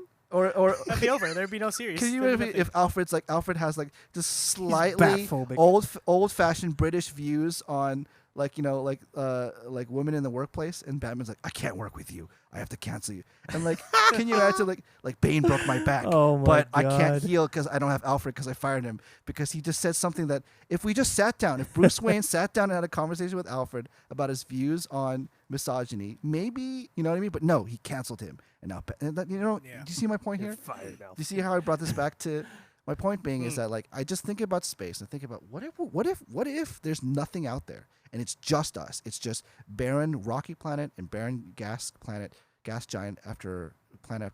It's nothing. It's just us. That further highlights that to get through everything we're going to deal with, homelessness, climate change, income inequality, everything that's coming for us in the next 50 years of our lives, we got to do it together. And I think that's the danger of, we're complaining about, oh, fuck, this cancel culture. It's really annoying, this lack of nuance, this team sports. But to me, the danger of it, the true danger is if we isolate each other from each other, then nothing gets done and we're screwed. And that's what I care about. I think you're hammering make on sense? something. Yeah, no, Absolutely. it makes sense. Yeah. But I think you can use that same philosophy even if we weren't alone. Mm. Because, dude, if we get invaded by another being Yeah. or race, Yeah. what do you think we're going to do? We're going to pool our resources Yeah. and fight. And Well, band- at least and I band. hope we would. Right. You hope that we I band hope together, that we'd band right? together and Yeah. Pacific Rim this shit. You know? I'd be like, hey, Cletus, you got the guns. Come on. Like, let's, you know what I mean? Like, I don't, like, just put away the Confederate flag, but we got to shoot these aliens. You know what I'm saying? You know, that's the one thing I think America would be good at. Is I don't think we'd get invaded so easily because we as people have guns. There's so many guns. So many fucking guns. There's like a Japanese admiral during World War II. Is like there's a gun behind every blade of grass in America. Also, geographically, it's really hard to fight us, just because of how big we are. We're separated. We're separated by two huge oceans, and then like the desert only in the real south. attack would be like intercontinental ballistic missiles, hypersonic. Right, which is exist. why we had to. Which is why we had to stop. We had to. What's it called? Disassemble all of them, because that's the danger. Is that once we do that, it's over. There's no coming back from that, and that's the danger. So. I wonder how close we really are. Like how many? Hey, Mike, look the button look press? up how many minutes to midnight we are currently. Can you tell the audience what that is? 'Cause not everyone So knows what that's is. called the doomsday clock. The doomsday clock is like judged how close we are to just kind of like in a doomsday, an apocalyptic event. So the shorter the time is on the clock, like how many minutes to midnight, it's like defined in seconds now. But like after, so yeah, It look, says look we're that up. 90 seconds to midnight. That's really That's bad. The closest to global catastrophe it has ever been. That's on Complete January of eradication? 2023. Like complete? Yes. We're talking Yeah. a full scale my nightmare I've described. They even show that when you click that link, Mike. Gosh, makes my Because there's it goes something it goes where from it goes from they like tell you 20 like at minutes where it to- was. yeah. Yeah, it was like 10 minutes at like this, and then they developed a nuclear weapon, and it went to like 5 Wait, minutes. is there a or scale? something. Is there a graph of Yeah, it's I think it basically shows you to like where, 30 where it minutes goes to midnight. in terms of like minutes to okay, maybe not on this one, but basically that's the doomsday clock. It talks about like how close we are to just all dying. a decade ago was probably like what? 10 minutes. Look 10 up minutes? doomsday clock in 2013. Well, because they talk about like a good year, too. global stability There you go. and Visual the dangers. representation. So if it's like if we're dealing with a global recession, we're closer to it. If we're dealing with political instability in Russia, we're closer to it. If we're dealing with like the unprecedented like peace of the 90s, we're not dealing with it. Look how See- good my see- year was right there, 91. Look at that. Oh, That's yeah. because that's the 17 year that the minutes. Soviet Union Collapsed, disbanded yeah. and collapsed. Well, what year was the Cuban Missile Crisis? 1963. C3? Yeah. So we were Slight hump there, yeah. 10 minutes to midnight. plus 5. 1963, the United States and Soviet Union signed partial test ban So we're treaty. 12 minutes to midnight. But what about 90 seconds though? Why are we 90 seconds? That's insane Move that to me. down. Let's check that out. Why real quick. 90 seconds? Oh, grim. 2023. The Russian we're down invasion like of a minute Ukraine, and the a increased half. risk of nuclear escalation stemming from the conflict. Oh, I see. It's because of Largely, but Ukraine. not exclusively. It's because of Ukraine. It's set to Jeez. expire. Russia has also brought its war to Chernobyl and wherever that's. Oh, that's true. Zaporizhzhia. Zaporizhzhia. Zapsophrenia. Nuclear reactor Any sites. prescription? Hey man. You know what though? I think we need to stop this war in Ukraine. That's my take because I think everybody's just suffering right now, and I think if we keep this thing going, there's not going to be a Ukraine because Russia's economy is starting to pick up now, and Yeah. Russia's doing well for itself, and when they can sustain. Yeah. And Ukrainians are just kind of falling to the wayside now. It's just like, dude, they should start structuring some sort of deal to like keep Ukraine, I think. Yeah. Because if Ukraine wants to maintain some sort of level of independence, they should structure a deal right now. And also, we don't have to pour money into them anymore. I think we'd be all happy at that point. Yeah, I think it's a sense of sovereignty because they feel like they're being invaded. I get it. Because they are, and I think it's like they can't trust the current leadership of Russia to respect any boundaries they have, and so it's one of those things where it's like, we can say, we all want the war to end because we want the suffering to stop, but that's all really up to like Russia to stop with its aggression and stuff. I think Russia's just gonna take it. At some point, even if we back out, they're just gonna be like, "Fuck it, we're taking the rest." Yeah. But I So how do you hate to stop say that? How this, do you but stop it's that? like we should just let them have it, man. Man, I don't agree with that. I think that's really dangerous, and I think it'd be really bad for. It would suck for Ukraine, but at the same time, it's like Americans are starting to. The world is starting to feel the pressure of engaging in Ukraine with Russia. Yeah. Everybody's stuff is is getting higher. The value of everybody's currency is just getting lower and lower. We're all fighting this war in one way or another. Yeah, we see it. So I think that's why I'm saying they need to structure a deal with Russia. I'm not saying completely like give it up, but they just need to have this position where it's just like, look, let's make a concession. You know, because I think our position right now is we're with Ukraine. They want Crimea back too. They want the whole Ukraine back because Russia annexed Crimea in 2014, Yeah. and the world just kind of didn't care at that point. But we now kinda it's let the them get away. entire Yeah. Ukraine, and now it's just like, oh no, now we want all of it back. And I don't know. You know, I think if this keeps going on and we don't make a deal, there might not be a Ukraine, and we'll end up getting the results. But all these defense contractors, they made their money.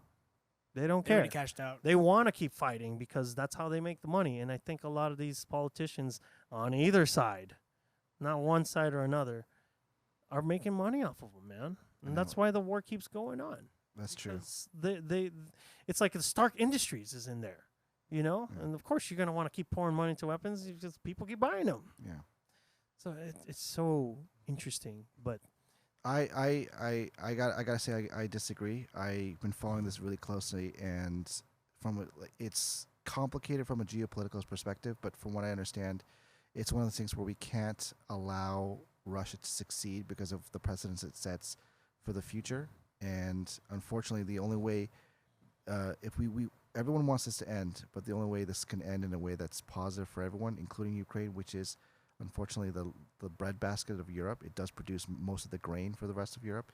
Is Russia needs to pull back and just accept this as their Vietnam and say we gotta stop. how this. do we get them I to do that? don't know, because it seems like they're he's kind of because so Russia is kind of what's referred to as a mafia state. So the leadership oligarchs, oligarchs. that. It's less of like a political democracy and more of just like a bunch of really rich assholes who only stay in power through threats and murder. And it's clear that if Putin does pull out and admit defeat, he's going to be assassinated by his the lower people in the totem pole. And so it's one of those things where like part of the reason why, from what I understand, Russia is so homophobic and like forbids any imagery of Putin in like a gay pride flag behind him or having him wear makeup is that it's one of those things where any mafia state, like if you are perceived as weak or not masculine, then you lose your sense of power. And so there you go. Like that's banned. You can get arrested. Wow. This image is specifically if you put that on a poster and put it on a wall anywhere in Russia, you can be jailed for life. What? That picture of him and Trump and a unicorn? They look like Batman villains, don't they? Oh my god! But the point being is that you can't do it because it makes him look not masculine and tough, and it makes him lose power. That's what it's all about. This perception of power, and so he can't admit defeat. But the problem is that he's mired in this conflict where he's dealing with infrastructure and technology and weapons provided by the West, by the United States. But he feels like he needs to invade Ukraine, from what I understand, because they want the resources, they want the infrastructure, they want the land grab, they want the resurgence of this kind of Soviet empire power. Gotcha. But I agree with you. People are dying, and it's putting us at risk of like a nuclear catastrophe. But I don't think I don't think we can broker peace with an organization we can trust like them. So I'm afraid I think the idea of we should just let them like take it is unfortunately something that they can't accept. I think we've also Ukrainians can't accept that, and the U.S. Foreign policy can't accept that either. I don't think, especially with the current administration, I don't think there's going to be any changes to that. You know, there's a fucking like thing. Anyway, but basically, I just feel like at some point, you know, we kind of did this to Russia. We kind of told them that we wouldn't add any more NATO states, but what did we do? Mm-hmm. We added a lot of NATO states, and Russia's just kind of looking at us like, yo, what the fuck, man?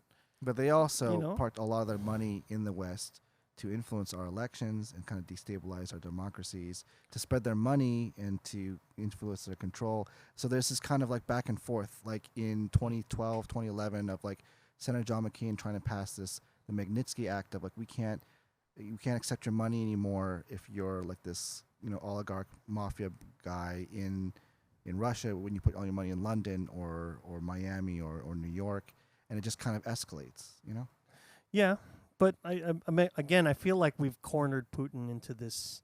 We've cornered Russia into this thing, and I know they're trying to also get Norway and all those Baltic states. People would say that Putin cornered himself. Like we reacted to some things that he were doing that was not legal or not ethical or literally murderous, and then he kind of. But that's to me the nature of like that's what all these mob movies we watch, like Goodfellas and like Gangs of New York and The Departed. Like it's like eventually like the nature of being a criminal organizing an organization is that you run into this trouble where you kind of there's the only way out is either prison or death. There's no like you don't get to retire as a mafia boss or an oligarch of a country like Russia on an island. With that mentality, you think he's just gonna launch a nuke? There's like this guy who's like a TV personality. That's a good question. And Russia, the state, owns the television programs. This guy's mouthing off that they're going to launch an ICBM or a nuclear attack on the United States. That's a really good question. I think Putin is smart enough to realize that would be suicide. It would be. Because if you launch one missile, the United States would turn. This is so morbid. I'm sorry. The United States would turn Russia into a parking lot. We would just like flatten it. But I also think that a lot of the actions that him and his leadership have been doing have been kind of insane or maybe not necessarily like politically like safe or logical or maybe desperate. There's also reports that he might be suffering from like a serious form of cancer. It's hard to tell. And that's what makes this all scary and dangerous and 90 seconds to midnight kind of nervous is that we don't know. And that instability of like, like we don't have a fear of like China's going to launch nukes at the U.S. because our economies are so intertwined. Yeah. That'd be stupid. But with Russia, it's like, it didn't make sense also to invade Ukraine, and yet he did from a political or economic perspective. But he did. And so here we are. And so I agree with you that I want this war to end. I want the suffering to stop. But I don't know of a way where the outcome is beneficial for the West in any way that doesn't involve like the leadership of Russia. And even if the leadership is replaced, there's a huge period of instability, like in 1991, of like who's going to take over and like become the new oligarchs, new oligarchs. Anyways, it's pretty late. I have to get going. All right. Well, hey, thanks. Yeah, I What have a to go pleasure, too. It's Alfred. 10:00, and I have work tomorrow. I'm but- sorry. Are we? I'm just taking it all in. The reason I'm really happy that you came. I want to do this again. And we will. This Great. is a some point. healthy, a type of brotherhood that is nice. I mean, like it's I'm really it's grateful to be healthy. your friends. It's Yeah. healthy, Yeah. and I want to know more. You guys I'm have great learning quite a bit. perspectives, and you guys are hilarious as hell. And this is awesome, and I really enjoy listening to this podcast. So thank you. Yeah, man. Yeah. So yeah. Well, thanks for being here first and foremost.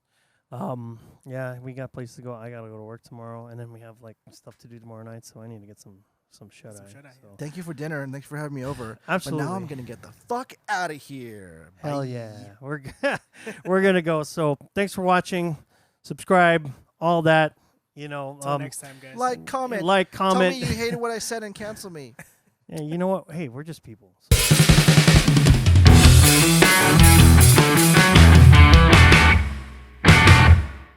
Hey guys, Jason here from Indescendants. Thanks for watching our videos. And for more videos, hit the subscribe button below.